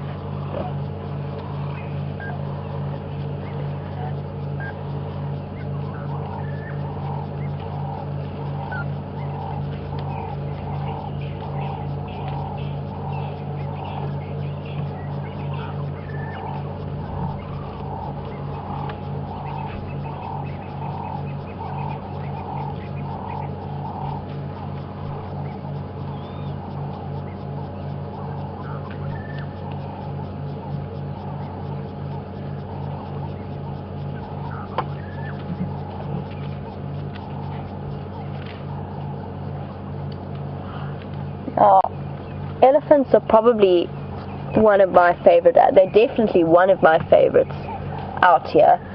And I think if I really had to choose, I would probably say they are my favorite animal, right at the top of the list. And Trisha, who's watching from Toronto, you wanted to know whether or not I think that they have individual personalities and whether they respond differently to me as to other guides. And the answer is okay, well, James is with Interesting Elephants, so let's head across to James. I'll be with you a little bit later. Sorry to drag you away from Jamie, everybody. Just an amazing thing that's just occurred here. You can see the adult and the little baby in the middle. That youngster on the left-hand side of your picture youngish cow. As we pulled in here, she did a typical kind of shake of the head at us, and then she backed in towards the young bull. Actually, he backed in towards that cow and her youngster and blocked us from viewing the little one, and then started making that low rumbling call as if to say, don't come near us. And then as the adult moved out with the baby, that bull shielded us and made sure that he was between us and the baby as they moved out. It was just fascinating to watch. So sometimes, you know, we drive into the sightings and we see the young bull shake his head and we think he's just having a bit of a play with us. That was definitely purposeful. And they're still rumbling at each other. You won't be able to pick it up on your microphone or on your speakers, but they're still going.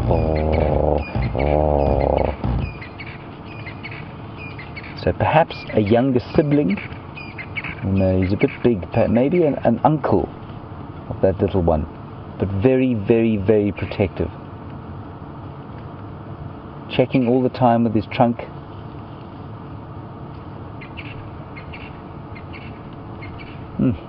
Amazing. Now Viam's going to pop across over the top of my head and show you an even smaller one. There's a really big herd of elephants. There are a whole lot of them up behind us. So what I'm going to do is I'll just do a quick turn here. There's a tiny little one in there, and clearly the protective bull is not nearly as worried about this little one as he is about the others. Oh, there we go. As we started the engine, he ran out. I'm just going to get into a position where you can see him. Tiny little elephant.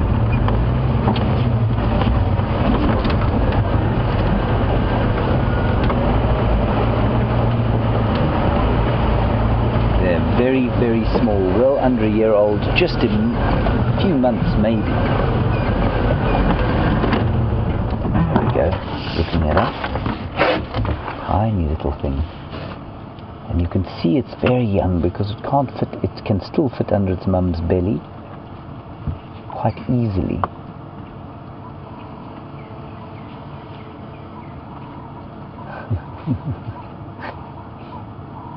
The mother is totally unconcerned by us. It's amazing. So completely different reaction.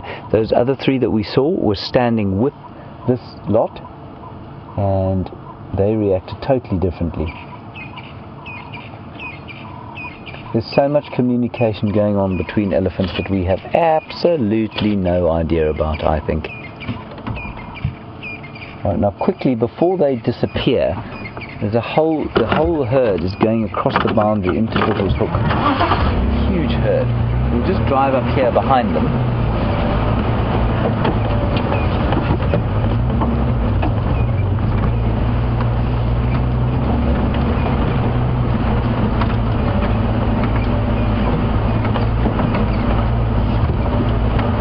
Looking at a tiny little baby elephant, two tiny babies, and Laura in Happy Valley in Oregon. Oh, sounds like a wonderful place to live. You want to know if elephants ever give birth prematurely? I'm sure they do sometimes. I'm pretty sure also, though, that would probably result in the death of the calf. I'm sure within a few months, maybe it will be okay. Remember, that calf's got to be in pretty top-notch condition when it's born, because it's not easy out here to survive. And if the calf can't stand up and move with the herd almost immediately, then it's not going to survive. That little one. Oh, missing a tusk. I think they're all moving off to try and find some water inside Buffalo's Hook. We're on the boundary now.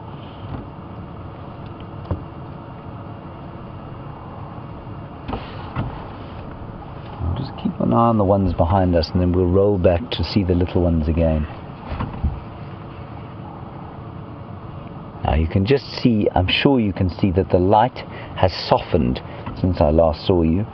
You may not have noticed it as it sort of happened with Jamie because you were watching continuously, but I've noticed now, as I'm looking at my monitor, that the light has definitely softened. And there's quite a lot of mist, or not mist, smog, hanging over, dust hanging over the, oh, what a vicious elephant.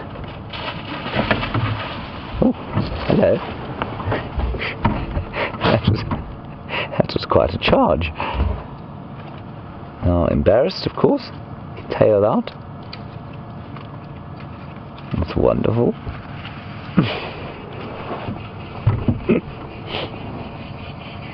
Now, I often wonder with these little ones that come charging out of the bush at us, are they doing it of their own volition? Have they been told by one of the older ones to go and have a look? We can roll back. There we go. Young bull again. He's trying to show us that he's not scared, but in fact he's doing quite the opposite. We'll just keep rolling back towards him. We could turn around at any stage and go back to his herd. We're not blocking him in any way. I'm just going to turn the car slightly so you can see the other little ones coming across.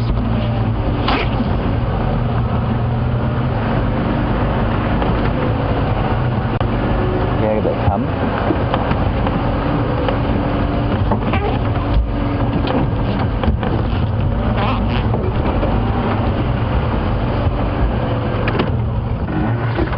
So that one that's on the road there, that's the protective bull.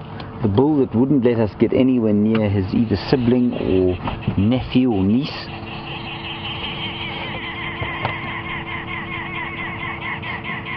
And here comes a tiny little one with his mum, just hiding behind the bush there.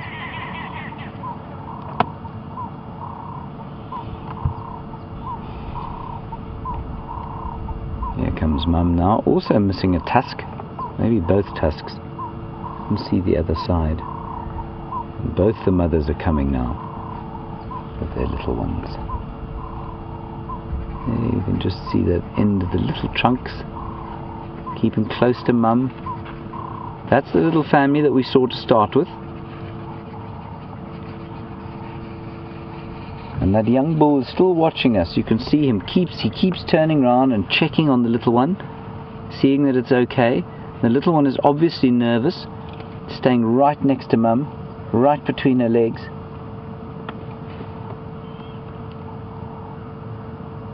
And they are now probably, I'd say 60 meters from us, so they're not that close at all.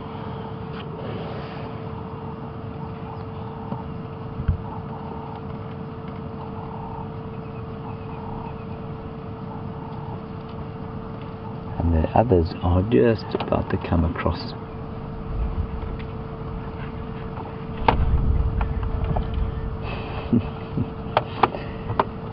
This is an interesting one from Christopher in Arizona. Hello Christopher, it's a good question. What do elephants smell like? I think I've attempted to describe it before. Look at that little thing. They smell like, I think everybody knows what a horse smells like, especially if you're from Arizona, you probably know what a horse smells like. They smell a bit like horse, but slightly sweeter than that. There's a bit of a sweeter scent to it. And then with a bit of, I suppose they're a little bit smoky smelling as well. So kind of take horse as your base, add a bit of sweetness to it, and then a bit of smoke, and you've got a vague idea as to what they smell like. VM, does that sound about right to you? Yeah, smoke, orange, and... There we go. Smoke, orange, and? Dust. And dust. Smoke, orange, dust, and horse. There you go. Yeah, I think that's a pretty good description. Look at that little one there. So the two little chaps now having a little fight. They're clearly feeling quite confident now. He's playing in the dust, that little thing. They love to play in the dust, the babies. Remember, their trunks don't quite reach the floor unless they lean over. And those games are so important, trying to pick up stones and playing with branches, stretching down to touch the ground, so important to learning how to use that trunk. It takes about 2 years. And eventually they give up and they just face plant.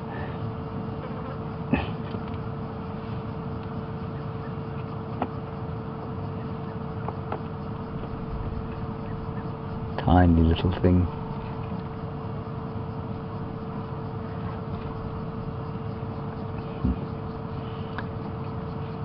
There we go, they'll probably come out now. That road that we're on there, of course, is the northern boundary.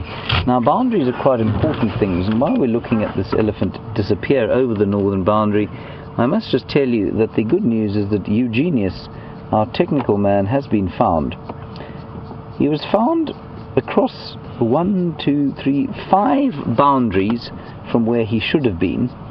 How he fetched up where he did at the southern reaches of the Sabi Sands, that will be a question that we ask him, possibly over a fairly strong drink this evening he will need when he returns. He's being escorted back as we speak, but we don't really know how on earth he managed to get almost 40 kilometers off the map.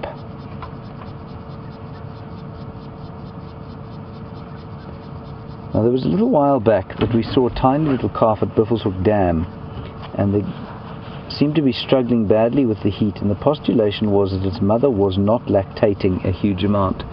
Now, I'm going to throw this out there. I wonder if that isn't the calf and her mother. Her mother has got very small mammary glands, and I think that was the reason the call was made that she perhaps wasn't lactating as much as some others.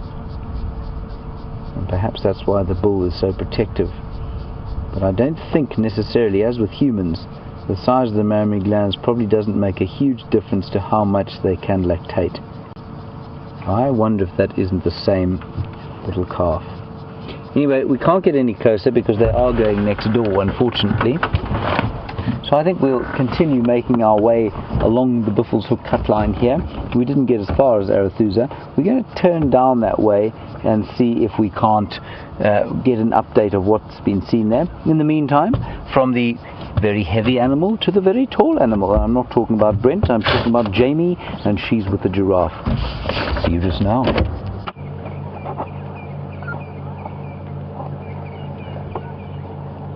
And what absolutely incredible elephant behavior you've been seeing with James. And we're going to talk a little bit about that later, but for now, I found probably not the most beautiful giraffe I've ever seen in my life, but definitely one who's been in the wars recently. Maybe he is beautiful in his own way, but he's rubbed most of the skin off those hard protrusions in the center of his forehead, so those bony protrusions. And those bumps serve exactly the same purpose as those ossicones on the top of his head. When he's fighting another male, he can swing his head round with the most incredible strength and momentum and bash the other competing male on the sides or on the legs. And I'm sure many of you have seen footage of giraffes fighting. And I think that's why he's rubbed the skin away on the top of those bones. Could also be that he's rubbed them away and they've become a little bit infected. And of course the oxpeckers that we were talking about before won't help either, because not only will they pick at the ticks around his face and around the rest of his body, but they'll also keep injuries like that open and susceptible to infection, because if they eat ticks, it means they enjoy saliva and blood and mucus as well. And they'll take it where they can get it, including fresh wounds. Might be fungus as well, some kind of skin condition, a fungal infection or a bacterial infection. I just think the fact that it's where it is, on his face and on the top of those bones, suggests to me he might have rubbed it away.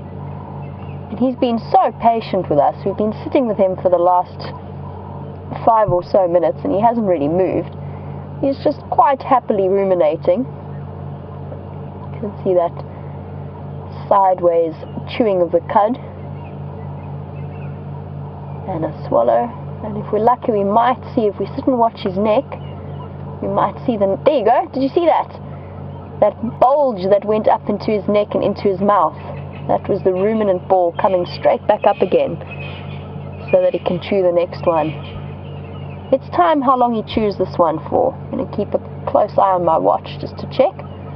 I want to know, just for curiosity's sake, how long they chew for and what the interval is between cud balls. Stop to take a break.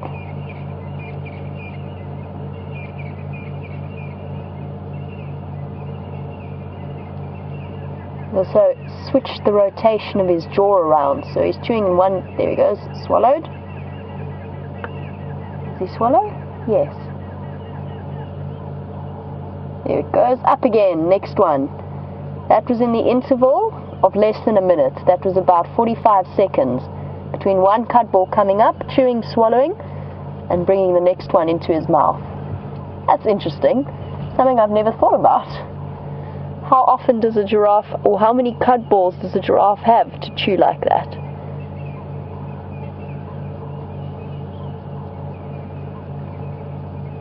That one was a shorter one.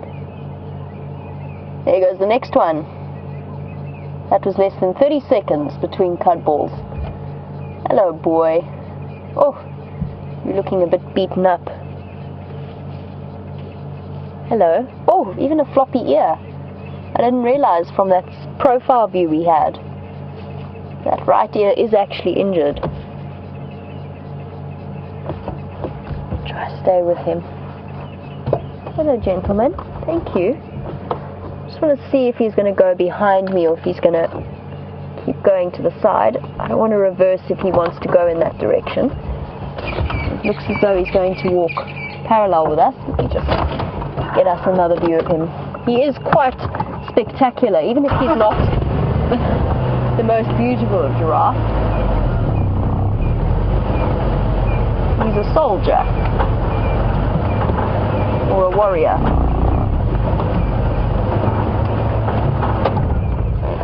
No, big boy.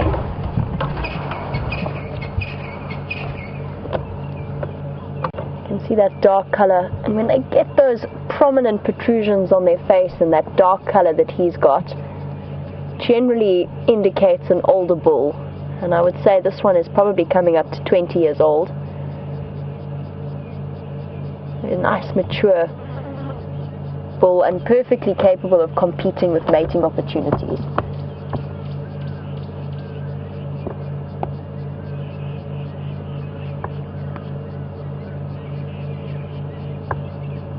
You can even see protrusions on the back of those ossicones. And that is the most, they still fall, they're a very similar category to the ossicones, the two horns on the top of his head. He's got 6 of them, the 2 at the back, the 2 in the front, and the 2 on the top of his head. All formidable weapons. And his skull, I've picked up giraffe skulls, just the skulls, before, of a big old male, and it weighs probably close to 12 kilograms, easily the weight of a bag of flour, if not more. And I've actually struggled to hoist it around and to prepare it for a display room. Should clarify at this point, it was a giraffe that had died of natural causes, but we were using it for educational purposes.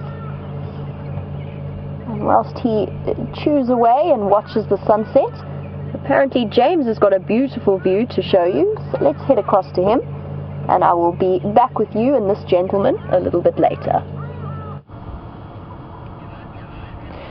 Well, it's not always filled with great cats and plethora of clawed and horned animals, but there's one thing you can be certain of out here, and that is the magnificence of that western sky come this time of the day. Look at that. And I can hear in the distance thunder. Those clouds are sending thunder from the south as they come up over the mountains. Look at that beautiful scene. Isn't that astonishing? That is not a painting, that is not a photograph, that is reality as it's happening right now. Okay, we'll send you back to the cud-chewing giraffe and Jamie. Jamie, of course, is not a cud-chewing giraffe, but a very attractive young lady. Gendre is also not a cud-chewing giraffe, but not quite as attractive as Jamie. We'll send you back to them and the giraffe. We're going to press on and see what we can find, possibly on Arathusa. Just thought we'd show you this lovely sunset. See you just now.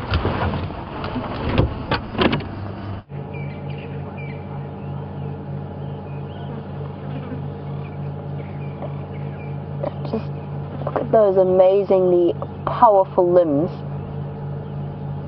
This beautiful boy, look how dark he is. That slow breathing.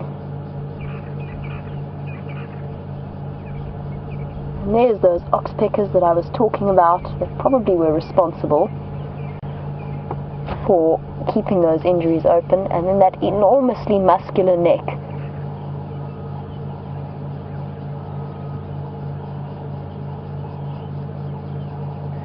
There's one sitting right on top there.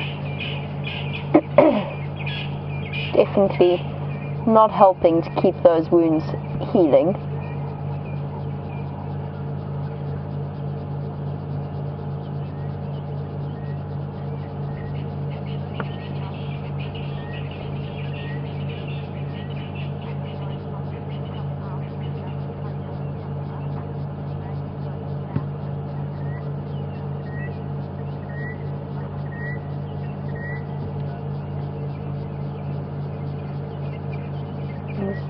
Seems to have oxpecker just made it into too sensitive a spot. There we go, he managed to shake him off. It has distracted him from his job of ruminating, and Lewis, who's watching all the way in New York, noticed that not only did we get to watch the cud ball move up through the bulge, but the giraffe's cheeks also puffed out and then slowly deflated as the cud ball was chewed and broken down. Something that I didn't pick up on, but that's one of the things I love about these observations we get from viewers, because it's such a great way to learn. Oxpecker's made it back. I guess you have to be pretty stubborn if you're an oxpecker. You've got to ignore the gentle requests from the animals to leave them alone. And that oxpecker is not to be deterred. Clinging on, shame, man. Leave the poor giraffe alone. He doesn't want you there. Go find the ticks elsewhere on his body. There you go, straight into those raw patches.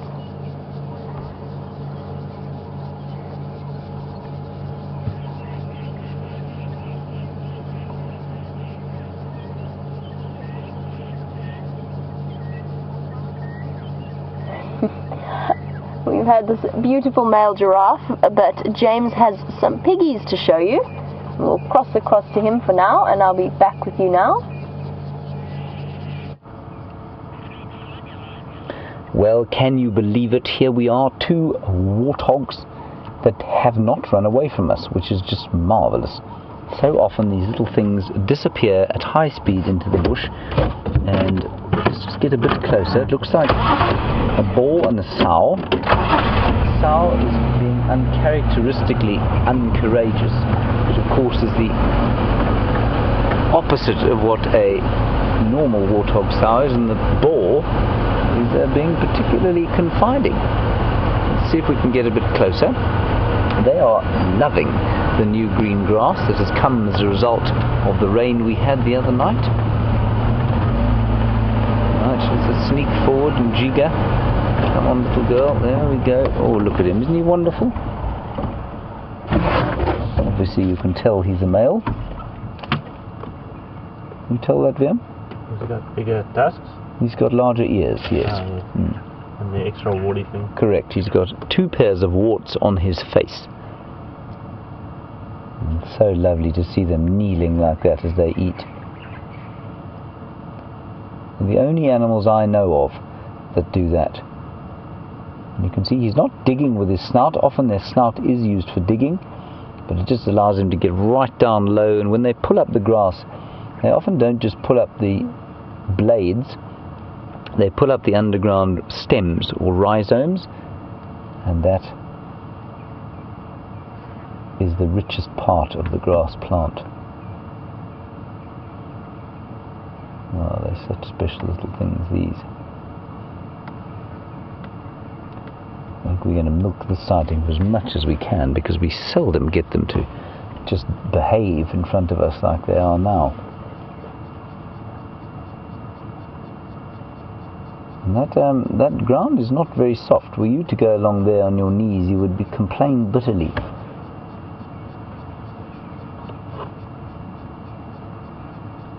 His lady friend has disappeared off into the bush. Oh shit, she's still there. I can just see her peeping out.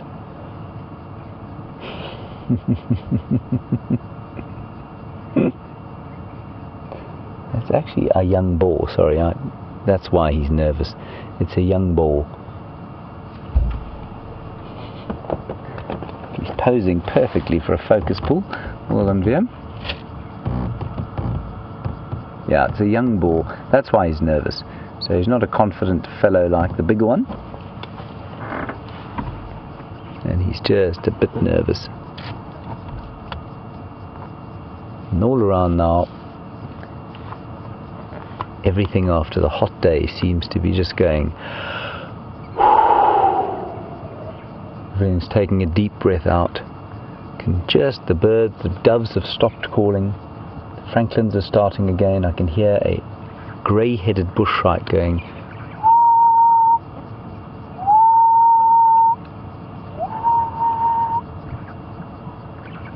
The odd starling, but everything is calling with much less enthusiasm than it was earlier.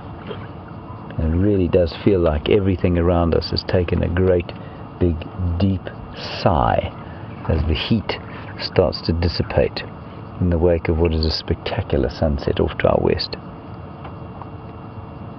And the dim rumble of the thunder in the south over the mountains is just wonderful. Sorry that you can't hear it, but it's just so, it's very, very dim. Just a little over the mountains. Right, let's go back to Jamie and her giraffe. We'll carry on.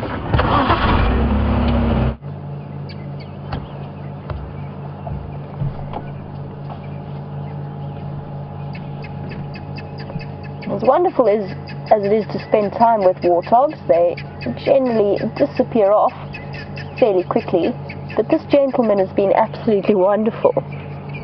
He is so happy and relaxed to just stand in our presence, and I'm really enjoying it. It's not often that you have a giraffe that happily lets you get this close and stays and watches you. And it means that we get the most spectacular view of him in the setting sun or in the afternoon light. Got lots of ticks around his eyes. Definitely been in the wars, this guy. Luckily those irritating oxpeckers have disappeared off. Probably gone to go and roost. So his face is being left alone for the moment. I was just chatting to Gendre whilst you were with James and thinking, the longer you look at giraffe, the more bizarre they look. And I've grown up looking at them. I've seen them throughout my life. And I've never really thought about it, but if you spend a long time staring at them with their long necks and their strange shaped heads, I mean, just look at that lip. It must have been so bizarre for the first person who came from an area without them to come and explore and see them. They just look so different. I still haven't seen an okapi, which is the only other animal that is really quite similar to the giraffe, but it's definitely on my list of animals to see.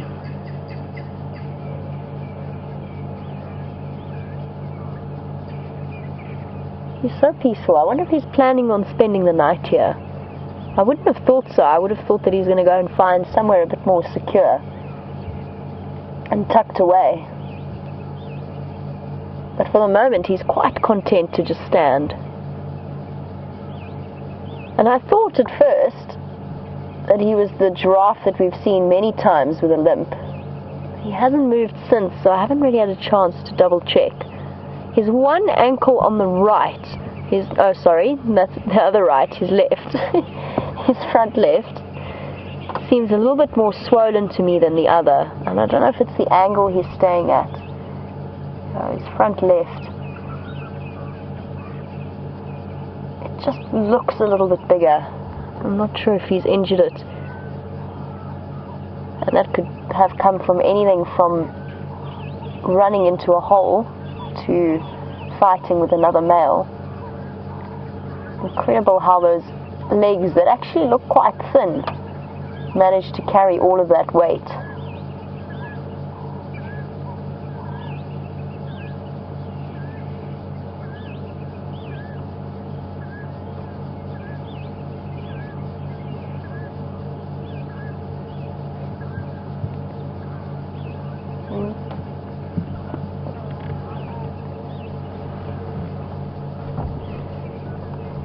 As I said, he's definitely been in the wars, but I also think that he is quite an old giraffe. He's definitely a mature bull with all of those knobbly protrusions on his face and the fact that he is so dark in color.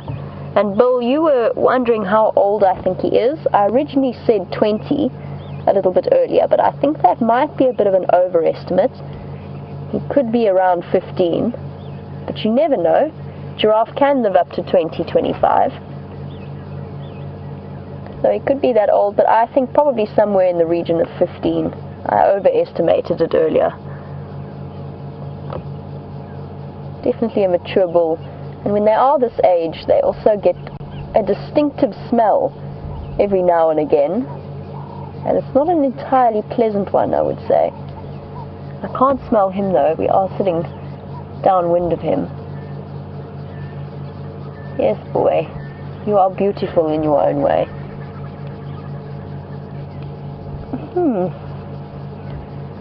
He's heard something.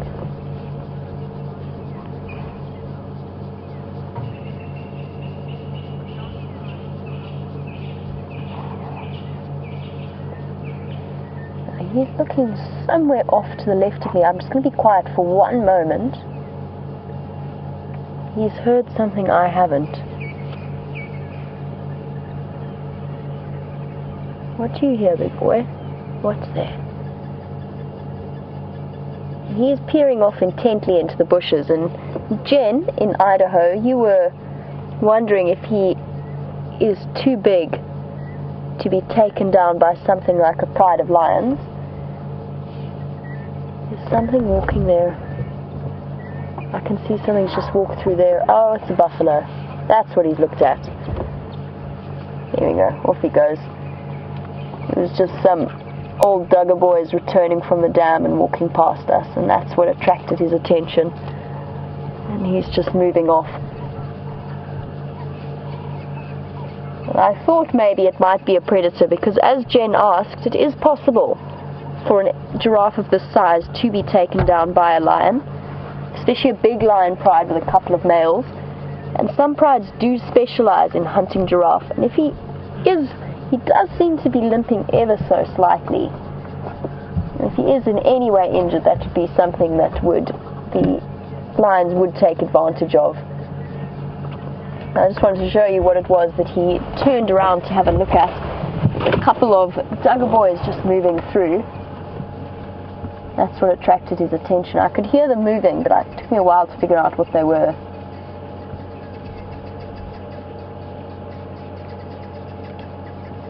Mini fowler also making plenty of noise. But yes, he could absolutely be targeted by lions. In terms of defense though, they'd have to be very, very careful. A giraffe like that, or even slightly smaller, can kick with incredible force, and it's not unheard of for lions to be killed in the process of hunting giraffe. They take one solid knock to the head from a hoof like that with all of that force and momentum. It could absolutely kill them in a big way. So they have strength on their side as well as their size. In terms of speed, they're not that fast. It's not that they could necessarily outrun lions, but they have long legs, so they can keep that speed up for quite a long time. It could be that a lion might get tired and might get bored, but I do think it's time to say goodbye to this gentleman, and the reason I say that is I want to head across and see what the guinea fowl are calling at. And whilst I do that, I believe that James has another bird to show you, so let's head across to him for now, and I will be back with you very shortly. Hello, there is a black-bellied korhaan. It's just doing its funny little calls, and we did it the other day with Brian. Unfortunately, it's going to probably, it's walking the correct direction. Just watch it carefully, and while you're watching, look, here we go.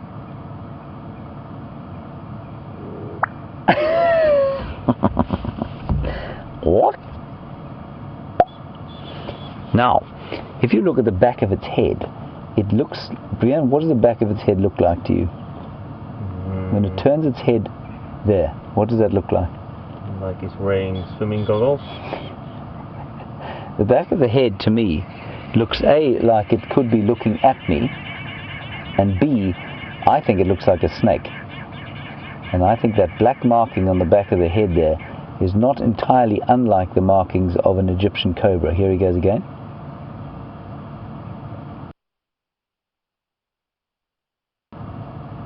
Listen.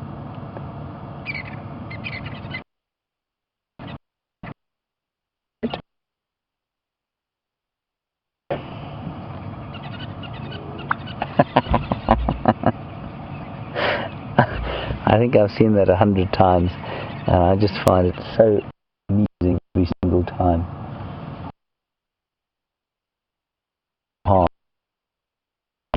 Kind of territorial display. I'll just reverse back a bit so that we can get a better view. Hardly any in the winter time. They're around.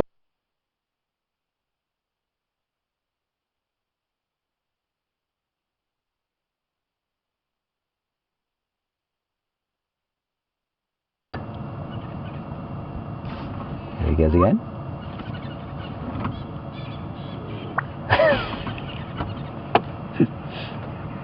Like a champagne cork.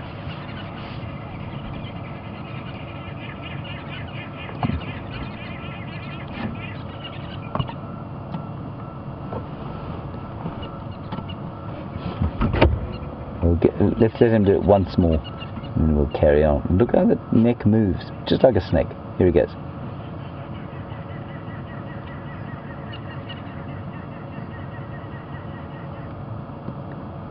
Come on, bird. Let us down. Maybe he's sunk. Oh.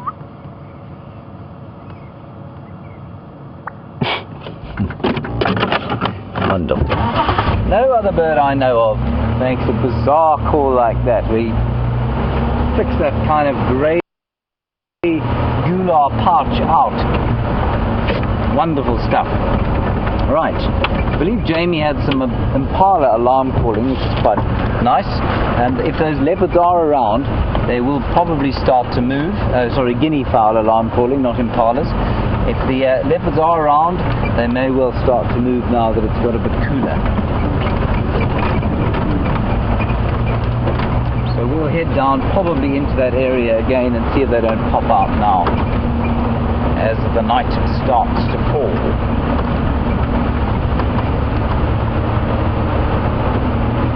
We're now in the far western reaches of Djuma. Arathusa is off to the west, where the sun is just set down below a thunderous cloud and the Drakensberg Mountains.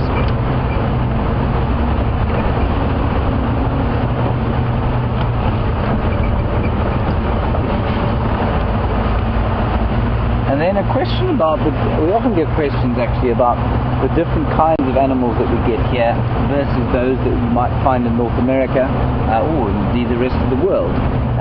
Janet, you want to know if we get beavers here. We don't get beavers here. Beavers are only found in North America as far as I know. There also wouldn't be nearly enough water for beavers to survive here and build their little lodges. They are fascinating creatures. I'd love to see a beaver one day actually. But I don't think we're on the spot of a diker. When the dikers do best, run away at high speed. So, Janet, not enough water for beavers, and also, I mean, in the New World, they occur, they definitely don't occur here in the Old World.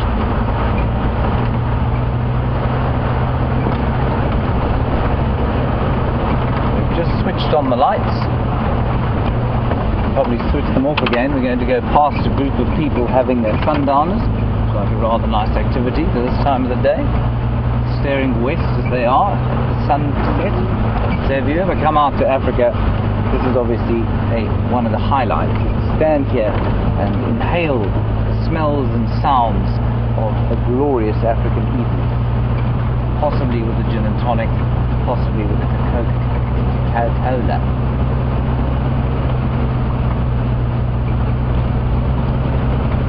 Good evening. Aye. Ako nang chumo kwalan. Right, that was Taxon and his guests. And his guests are staying at Juma, which of course is a lodge, commercial lodge, just on the same reserve that we operate on. So we get quite a few questions as to what language I speak with Tax. It's a language called Shangaan or Tsonga, and we had a number of interesting inquiry today from a viewer who'd come to South Africa, who said that she had heard them use the term Dumela, which means hello in a different language, and it brought about the subject of how many different languages there are in South Africa. We have 11 official languages. One of them two of them of European origin, but one, Afrikaans, is no longer a kind of European language. It's very much an African language, although it takes various influences from around the world. As VM pointed out, there's a bit of Korean in it, there's some Gaelic, quite a lot of Dutch, a bit of English, and possibly one or two indigenous languages here too.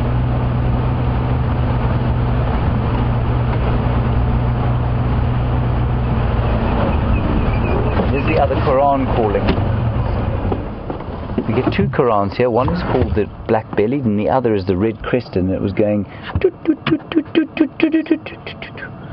and it's also called the suicide bird. So while its counterpart makes that bizarre kind of champagne cork popping noise, the red-crested Korhaan makes a strident whistling, and it shoots up into the air and folds its wings up and plummets to the ground, and eventually it kind of flips over and opens its wings just in time to land. But apparently the young birds, the young males, often don't know exactly when to open their wings, so they mistime it and end up with concussion.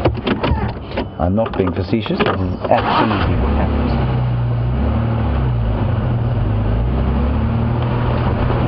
That is the red-crested Korhaan.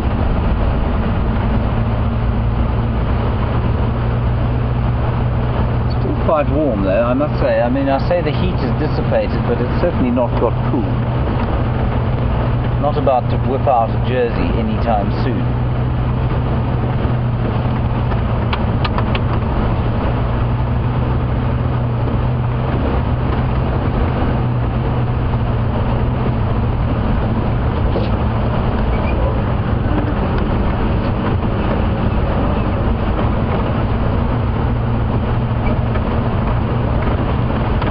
So back onto our hippo conversation. Hippopotamus, as Paul, you rightly say, does indeed mean river horse. Hippo doesn't actually mean hippo. I mean, well, it does now. But interestingly, the horse-like antelope are known as the hippotragus. That's what that means. And of course, the Romans used to race around the hippodrome, that's where the chariot races were, and the hippo obviously does mean horse in Latin. So that's where hippo comes from. Potamus, I guess, means river in Latin. I'm just not sure how or why. And then Teresa, you say that you saw a documentary that said hippopotamus and lions share almost identical vocal cords.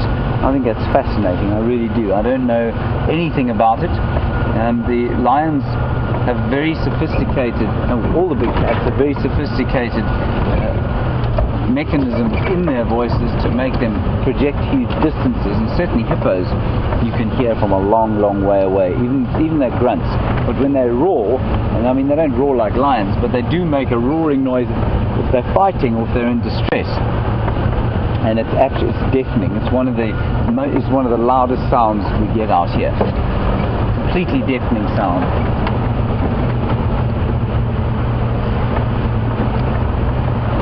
Right, we're back in the area of the leopards, hoping fervently that they might step across the road.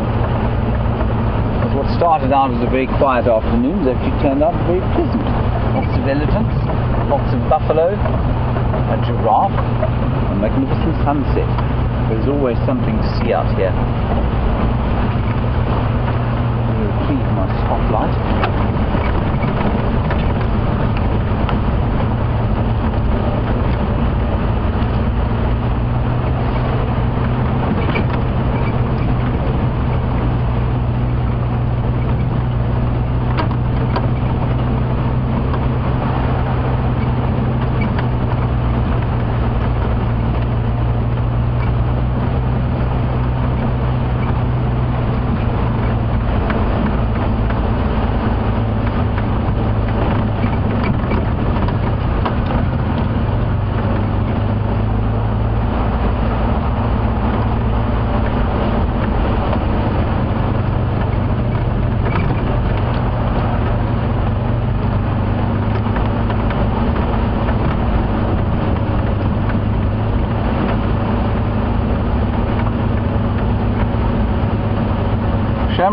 I'm going to address you directly because you've asked about 37 questions in one tweet. Very, very skillful tweeting that.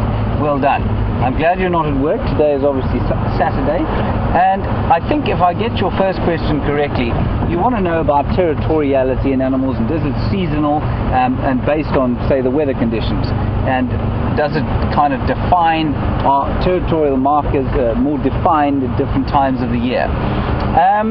Right, the first part of that question is no, they're not more defined necessarily depending on the time of year, but as you correctly guessed, they are definitely more marked. So leopards and lions and hyenas, which are highly territorial after the rains that we just had, in theory should be out marking their territories and their boundaries. Clearly the boundaries of these animals don't occur on Juma at the moment, but yes, definitely we do find that leopards and lions will mark their territories far more actively just after rain. But I don't think that there's any, so while their marking may be more active during the summer months when there's rain, I don't think the actual territory is a different size or shape necessarily during the winter time when there's no rain at all. And the other part of your question is just for fun. You say, because we live in the bush, do we find people watching quite entertaining? Yes, I think, well, I certainly do sometimes. People are the most varied and bizarre species of any that there are in the world. We are varied in shape more than any other animal. We are varied in language. We are varied in attitude. And certainly I find that people out here, even though that they've paid inordinate amounts of money to come out here and look at animals and the magnificent African wilderness, it's astonishing. It didn't matter whether I was in the car with a camera on it or just in a vehicle. As soon as you're in a sighting with, say, mating leopards, as soon as another vehicle pulls into the sighting, the first thing that people do, no matter what's going on the ground, is check each other out in the other vehicles. It's the most amazing thing to watch. And if you put a camera on the back like this, you can go into a sighting of wild dogs killing an elephant, and everybody will ignore that completely and stare at what's going on here, just in case there's a celebrity or something interesting is happening. What could be more interesting than wild dogs killing elephants? I'm not really sure, but certainly people love to watch people, Shamrock. It's an amazing fact of life. And just sort of carrying on that topic, if you go and I'm sure you maybe don't realize it, but you'll certainly notice it now that I pointed out to you.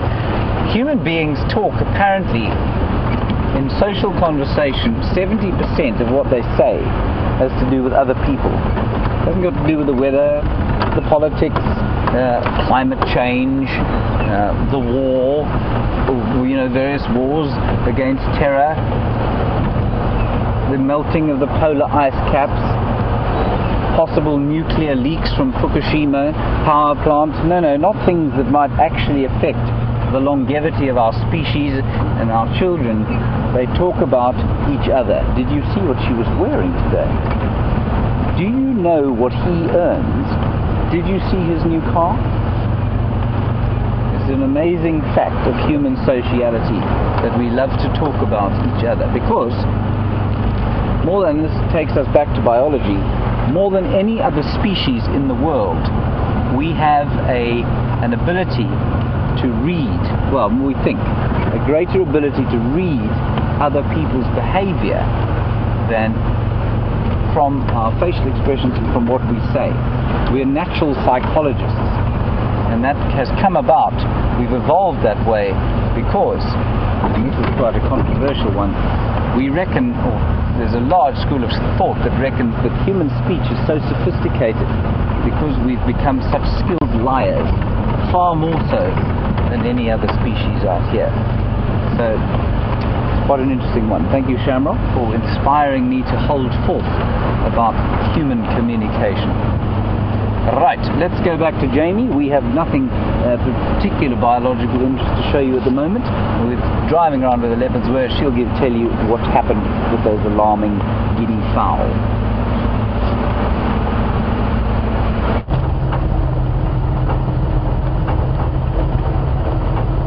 I double checked what the guinea fowl was shouting at, and I haven't been able to find anything. Definitely wasn't any indication of where our honeymoon couple of those two mating leopards are. I have not found any sign of them, I'm afraid, but I have been checking really, really carefully. And tomorrow is a new day to double check, but we are still searching around the drainage lines to see if we can pick up on them. Maybe they're out and about now that it's a little bit cooler and exploring a little bit. Maybe heading out to find some food as a break from their activities. Now, we've had a really, really interesting day filled with elephant behavior.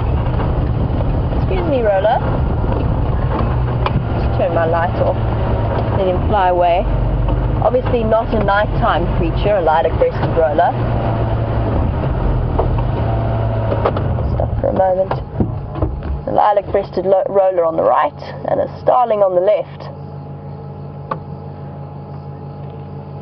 Oh, they can be quite aggressive birds, lilac-breasted rollers, especially at this time of year, which is breeding season for them. They can be really defensive of their nesting holes.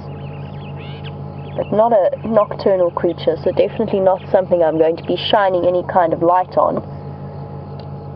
But on the subject of lights, just to let you all know, I don't actually have a spotlight with me this evening.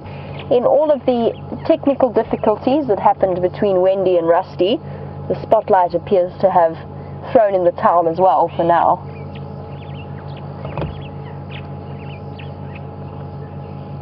There's a spider as well. I've just seen it, or at least Jandro has just pointed it out to me. That's built a web between those two branches. I'm not sure if you can see, it's just that little speckle in the middle of your screens, between the twigs at the top there. Almost impossible for me to tell you what spider it is, and I don't want to go and interrupt it now in the evening. But what that little guy will have done, he would have been on one branch, either on the left or the right, and he would have drawn out his silk and made a ball, and then thrown it into the air and let it catch in the wind. And that would have been his anchor strand to then build that web between the two branches. Beautiful evening sky. I think we might even have some rain overnight. Oh, it's a beautiful evening. It's still baking hot. It feels like the earth. It was very well described to me by Brent the other day. It's like it's whomping heat, if I can describe it to you like that. I don't know how else to describe it. It's like a speaker, but it's heat. It comes in waves off the earth when it's been baking all day in the sun. Let's continue on our mission, see if we can find some of these leopards who might be out and about at this time of the evening. Perfect time to go leopard spotting.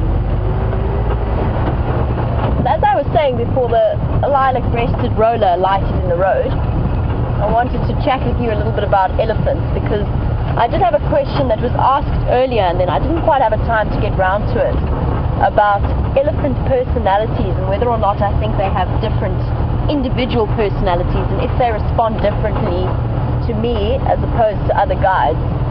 And I think that question came from Trisha. I hope you're still watching, because my answer from my side is absolutely, definitely yes. Elephants have different personalities, and I've interacted with a lot of different ones. For example, there was a bull named Riffraff in the area I used to work at, and Riffraff was called Riffraff for a reason. He was called Riffraff because he liked to break into people's gardens, he liked to cause fights with other elephants, and we always thought he kind of had a bit of a, he was quite a short elephant, very thick, big tusks.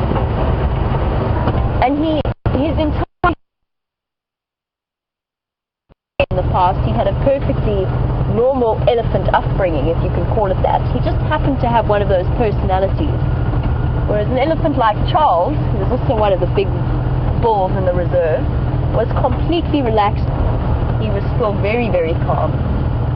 And I saw it with individual females as well. There was one called Friendly, who was distinctly not friendly. One called Cheeky, who was really cheeky. And it's a combination of personalities as well as the position that they hold within the herd and the role that they play.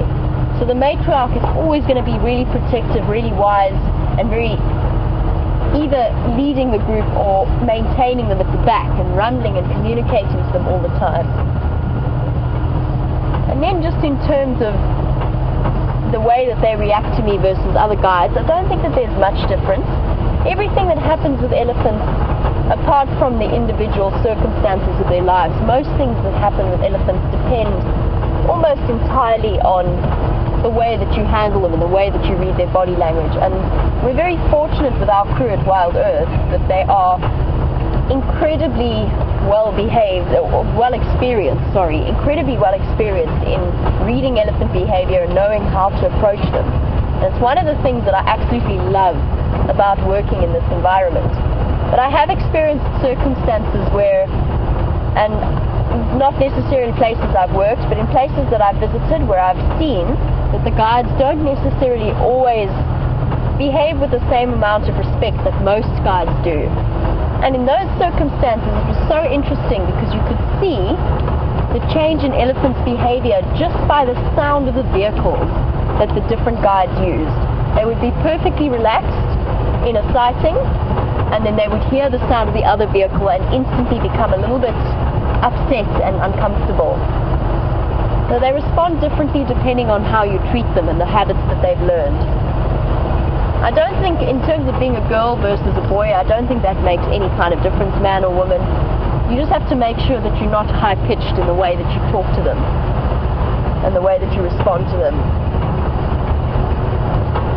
Still one of my favorite animals. They've got such an enormous capacity for emotional development and thought, which is why what James witnessed with that young male protecting that calf is such incredible and interesting behavior, but it's a wonderful example of how no matter what happens, we will never ever know everything about them, and we will never know what to expect.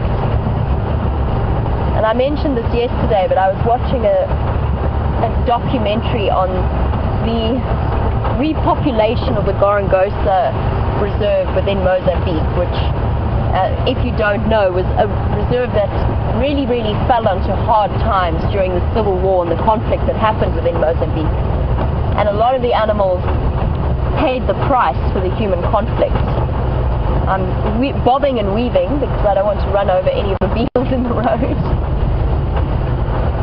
But it has been so interesting to see how the elephants, because they are so long-lived, all of those adult elephants in the reserve, so many of them would have lived through that conflict, and as a result have adopted a certain attitude to humans that is slowly changing and showing how they can learn to respond again to humans that don't mean them any harm. It was something I found absolutely fascinating. Very sad as well. It is a very sad situation, but at least it is something that's slowly regaining the balance that it used to have. Definitely a place that's going to be on my list to visit in future because it looks absolutely exquisite.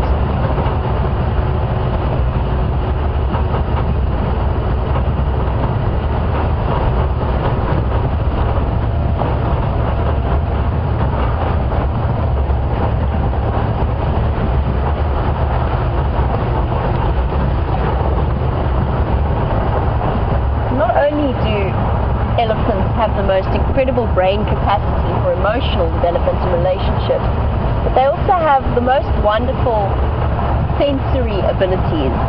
And Joni from Colorado, welcome to the Sunset Safari. You were wondering if what an elephant's smell is like compared to something like a dog.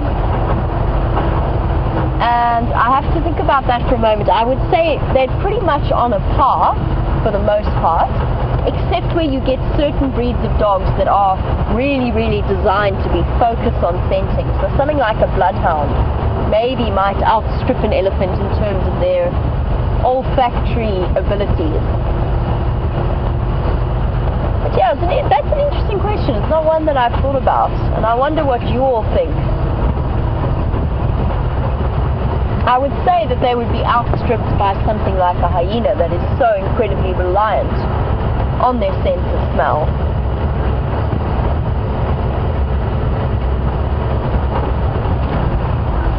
But a very interesting thought.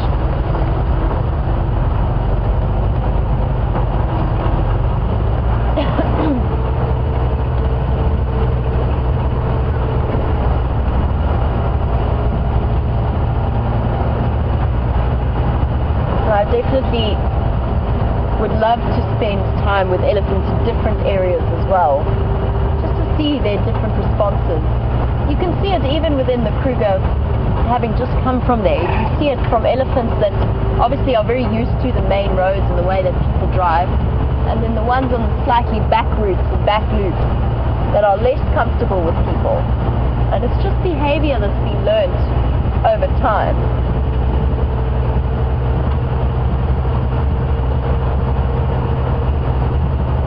And for me, there's nothing like the experience that you have with elephant bulls in particular. An old elephant bull, a mature elephant bull, is one of the most special creatures that's out there. They just exude this sense of calm and peace.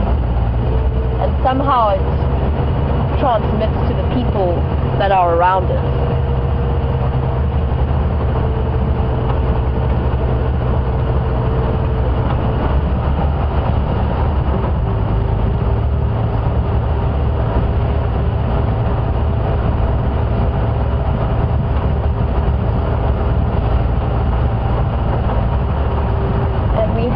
Some amazing fans out there, and a couple of them are really, really young. And apparently there is a 4-year-old fan whose hero is James, and has, as part of Halloween experience, I completely forgot it was Halloween, but as part of Halloween has dressed up as James along with his pet dog, who is disguised as a lion.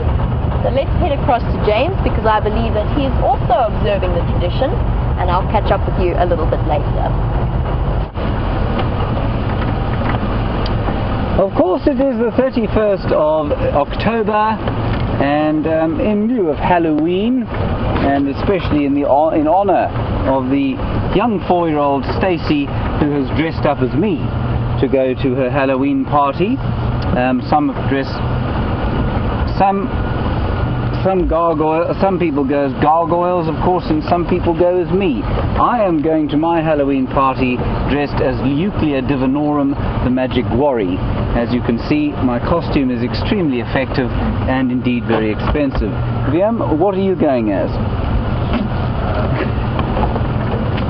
Jack Frost.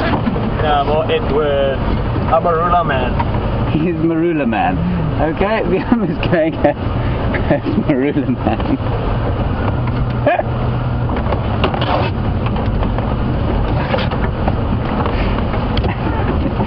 Okay, excuse me, I nearly drove off the road there.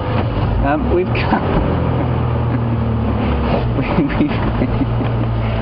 come back into the area where the leopards were last heard by Brent Leo Smith earlier this morning, and hoping. We did stop for a little while we put on our very imaginative costumes in lieu of Halloween, and thought that we might hear these leopards, but we have not. So we're just going to keep driving around here, and we'll see what other interesting creatures of the night we can see. Now, the one disadvantage of the spotlight and the fact that I'm holding it is the fact that you can't necessarily see the eyes that shine. So often you'll see me go like that, and I'll say there's a bush baby, and you won't necessarily be able to see it because you have to be right behind the spotlight in order to see that. And so when I am saying there are some eyes, do not think me mad. I can actually see them. There are some diker eyes there that we won't shine off.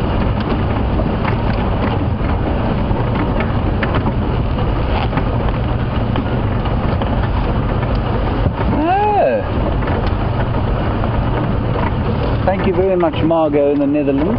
Apparently, beavers also occur in Europe and not only in America. That is fascinating to me. So, I suspect what happened then is that I think they definitely didn't, I don't think they evolved here in Africa.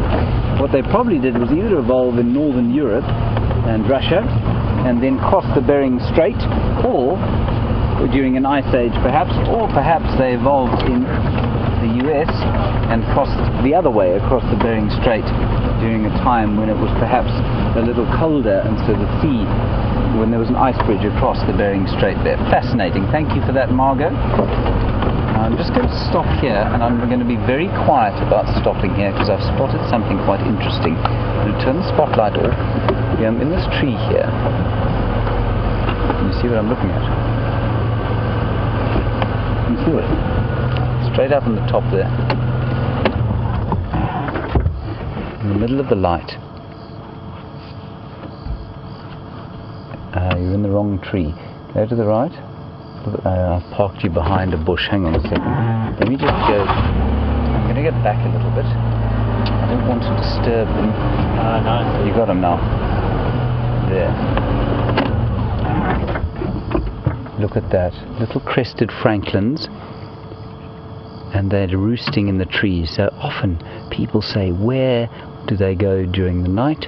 There's the answer, into a spiky tree, where hopefully they will remain safe from the clutches of things like jennets and big owls during the night that might want to come and eat them. I'm going to turn the light off them. I don't want them to fly off. If they fly, they'll really struggle to land again. But just lovely to see where they roost at night time. William, how's your costume working out as far as camera operating goes? Is it quite difficult? Not the easiest. You're handling though. Yeah, but your costume is very important today.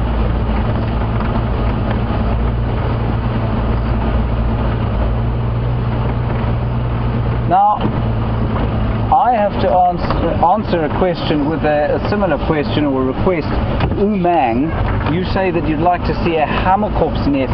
I haven't found one here yet. I believe there are rumours, I've heard rumours that there is one. Have you seen one here, Björn? No. There are lots of hammerkorps, and for those of you who don't know, a hammerkorp's nest is a great collection of rubbish, sticks and bits. Oh, there's a little leveret. Little baby scrub hare. I'll go a little bit forward.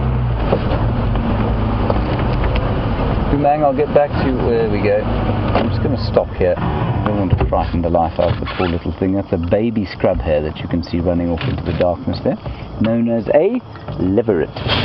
Umang, I've not seen a hammerkorp's nest here. I don't know why I haven't seen a hammerkorp's nest here, because there certainly are enough hammerkorps around.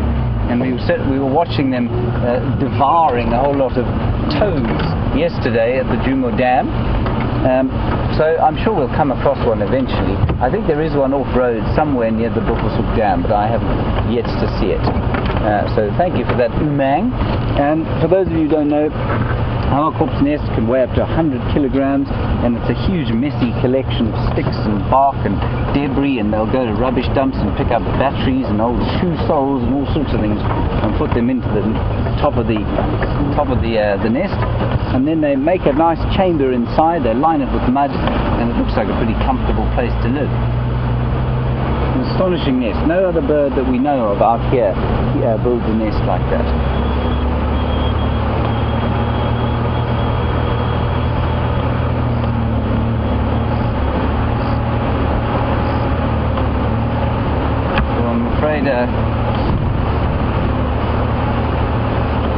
Abby, you've asked me an unanswerable question at the moment. I can probably check with Taxon. You want to know what the Shangaan word is for a black-bellied korhaan and for a red-crested korhaan? I don't know, I'm afraid. I suspect they'll be onomatopoeic. I'll have a look when I get back and see if I can find them. Maybe my bird app will show them.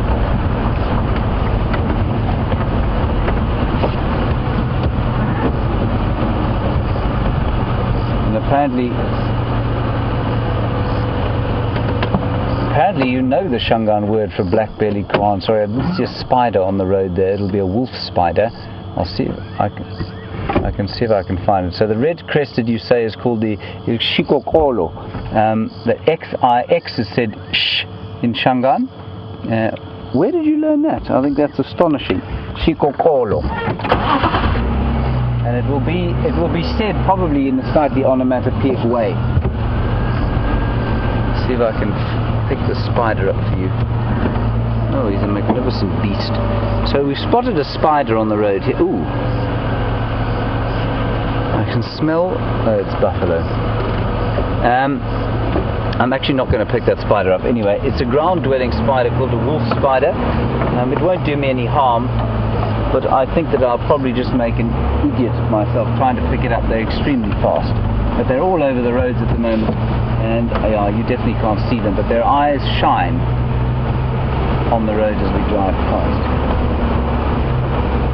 A wolf spider, all over the place. It's like little phosphorescences on the road. Okay, let's go and check in with Jamie, and I'll see you just now.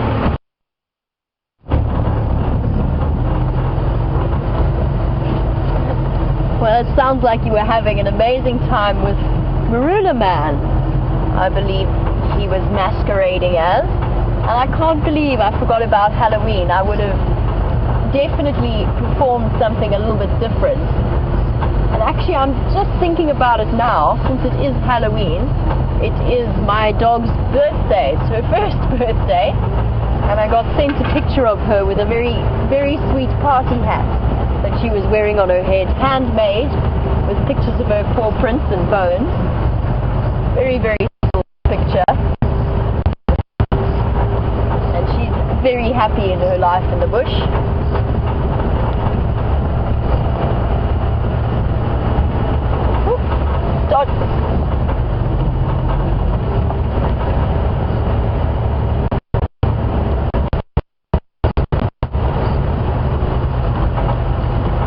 As I dodge the beetles that are all wandering around in the road, but hopefully not flying into my face, always a blister beetle. We were chatting quite a lot about elephants and their amazing personalities and the way that they function. And Monique, you were taking that to the next step, which is, have I ever seen elephants mourn? And whether or not I know of any other animals that do so. There's a korhaan calling somewhere. I'm sure you would have seen one with James earlier. Perfect breeding season for them. But anyway, Monica, I haven't personally seen elephants mourn. I've seen documentaries and footage of them mourning. It's a difficult one because there's a very, very strong link between a mother and a baby, and quite often those are the circumstances where you see elephants mourning. They definitely have a concept of death. They will go up to carcasses and have a sniff and stand around them. In terms of whether I've seen any other animals mourn, only really females that have lost their offspring. So I've seen it with lions before, where they do wander around for a week or two after they've lost their cubs, and they call for them repeatedly. And it is something that's really sad to see, but they move on fairly quickly. It is just the way of things out here with such a high mortality rate. But elephants, I think, with that emotional capacity that they have, I'm almost certain that they do mourn to some extent. I'm trying to think if there's any other animals that I've ever seen in mourning, but I can't think of any at the moment. It's mostly that mother-offspring bond.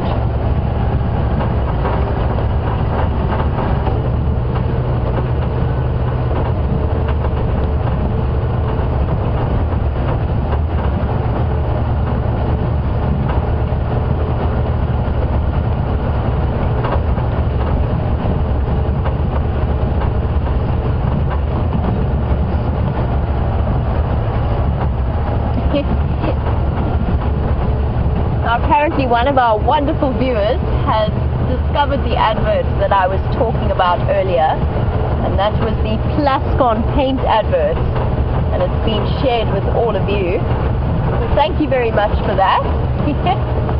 It was a very special advert back in its day, and one that stuck with me, obviously clearly stuck with me throughout my life. I had just forgotten that it was for Plascon.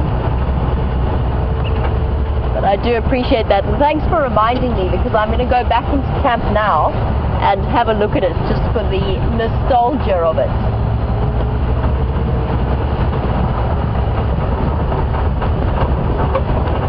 It really has been the most incredible evening, and I'm glad to share it with all of you as well.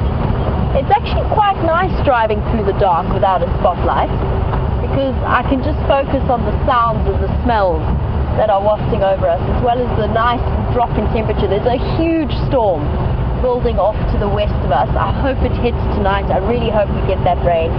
There's nothing like the feel of an African thunderstorm after a blistering hot day. We'll be keeping our fingers crossed for that. And please, I asked this before last night, but I'm going to ask again. Those of you who do regularly watch our dam cameras, and any new viewers, remember that there are 24-hour dam cameras up on Djuma and Arathusa dams. Now I suspect that those leopards are still in the area. I haven't seen any tracks coming out from when they were last seen. So I think they're still around and they could well go to the dam for a drink tonight. So if you find yourself wanting something to see or experience the ambience of the African bush, keep an eye on it for us tonight and let us know if you see anything exciting. We'll be keeping our ears and eyes open as well. And I'm going to stop here on Impala Plains and just enjoy the last few moments of my sunset safari. A big thank you to you all, and a big thank you to Jean-Andre for his wonderful work and his spotting abilities. I hope you had a wonderful time, and I will catch up with you tomorrow morning for the sunrise safari. Until I see you again, have a wonderful day or a wonderful evening wherever you are in the world. Bye-bye for now.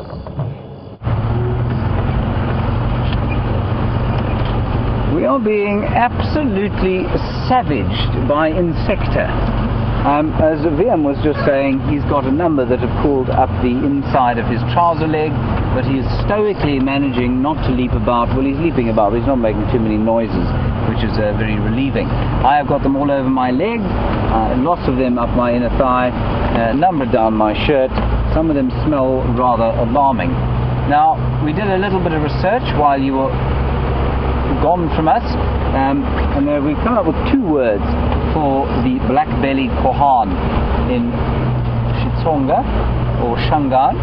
One that Brent found was hoyo hoyo, that came from the interweb, and then one that comes from the Roberts Bird text, which I managed to find on my phone, is shitlatla.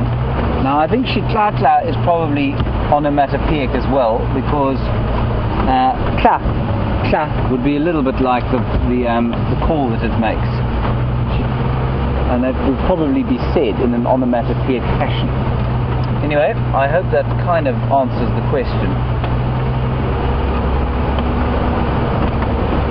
Right, we're now driving around the side of the Buffelshoek Dam, not Buffelshoek, Djuma Dam.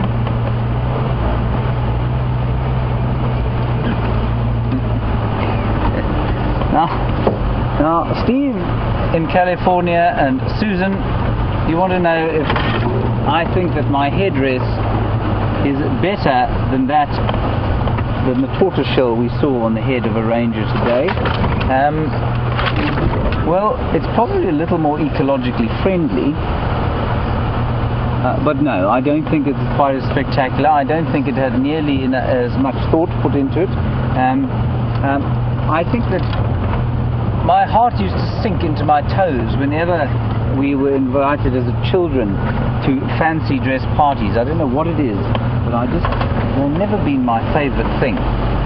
But as you can see, I think the last time I went to a fancy dress do, I went as a pirate and I strapped the carcass of a chicken that had been eaten onto my shoulder, and that's how I went off to the fancy dress party. I didn't make any friends and went home alone that night, unsurprisingly.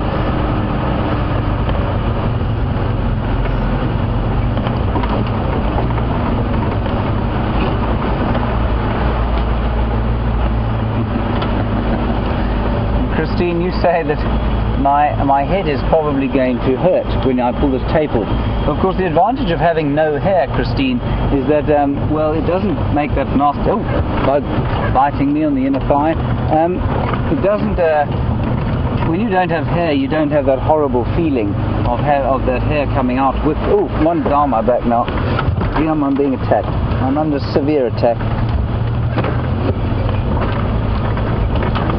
Oh God, that one smelled awful. Oh, that's horrible. No.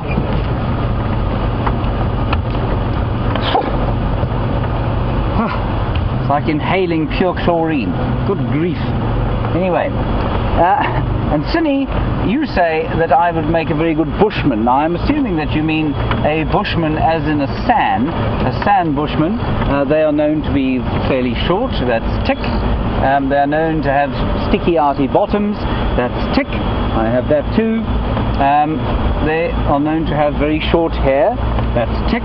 So yes, perhaps bushman would be an excellent choice for me to go to my next fancy dress party. I probably am not quite dark enough of complexion, but if I hang around out here for long enough, I'll certainly get leathery enough. known for their very leathery skin, are the Bushmen of the Kalahari. Amazing ability to deal with very harsh sun conditions. Thank you, Cindy. So we're driving just around the Juma Dam, seeing if something hasn't popped out. Like Jamie said, I think the chances of them coming down here to have a drink are quite high. And there's lightning going on way in the west. I can see it flashing in the mountains. If we get to a high spot before we end, I'll put it up there and you can have a look.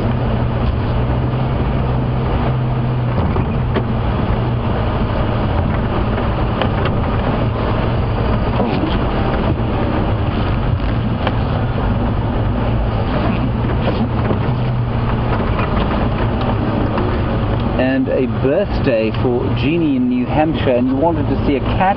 You obviously, because you have your birthday on Halloween, but because we saw elephants you feel satisfied. Jeannie, I'm very pleased you feel satisfied with the elephants. I feel almost satisfied with the elephants. I would love to have seen these mating leopards. The last time they were mating they did exactly the same thing to us in exactly the same area. We could not find them for love nor money. Well, not that we tried with money.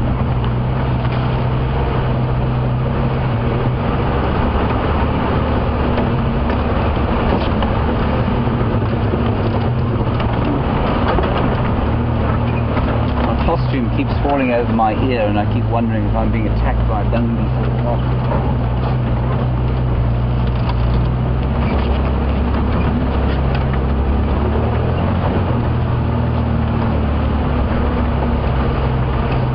No leopards in this particular area, but maybe during the night they will pop through here. Okay. We'll stop here and have a one last listen before I say goodbye to you. I'm hoping also maybe you'll get a view of if the lightning starts going on in the west. I'll show that to you too. I can't hear anything in the way of leopards calling, but there is a wonderful atmosphere around here. Very un-Halloweenish. Right, thank you for your time, for watching us. Thank you for your questions and comments. Big thank you to Viam. Thank you, Viam. Thank you to Brent for finding Eugene. Big thank you to Tara twiddling the knobs, and to Jerry twiddling the keys, and of course to Jamie and Jean-Dre. We will see you tomorrow at 5:30 in the morning. Have a safe Halloween evening wherever you are. Bye-bye.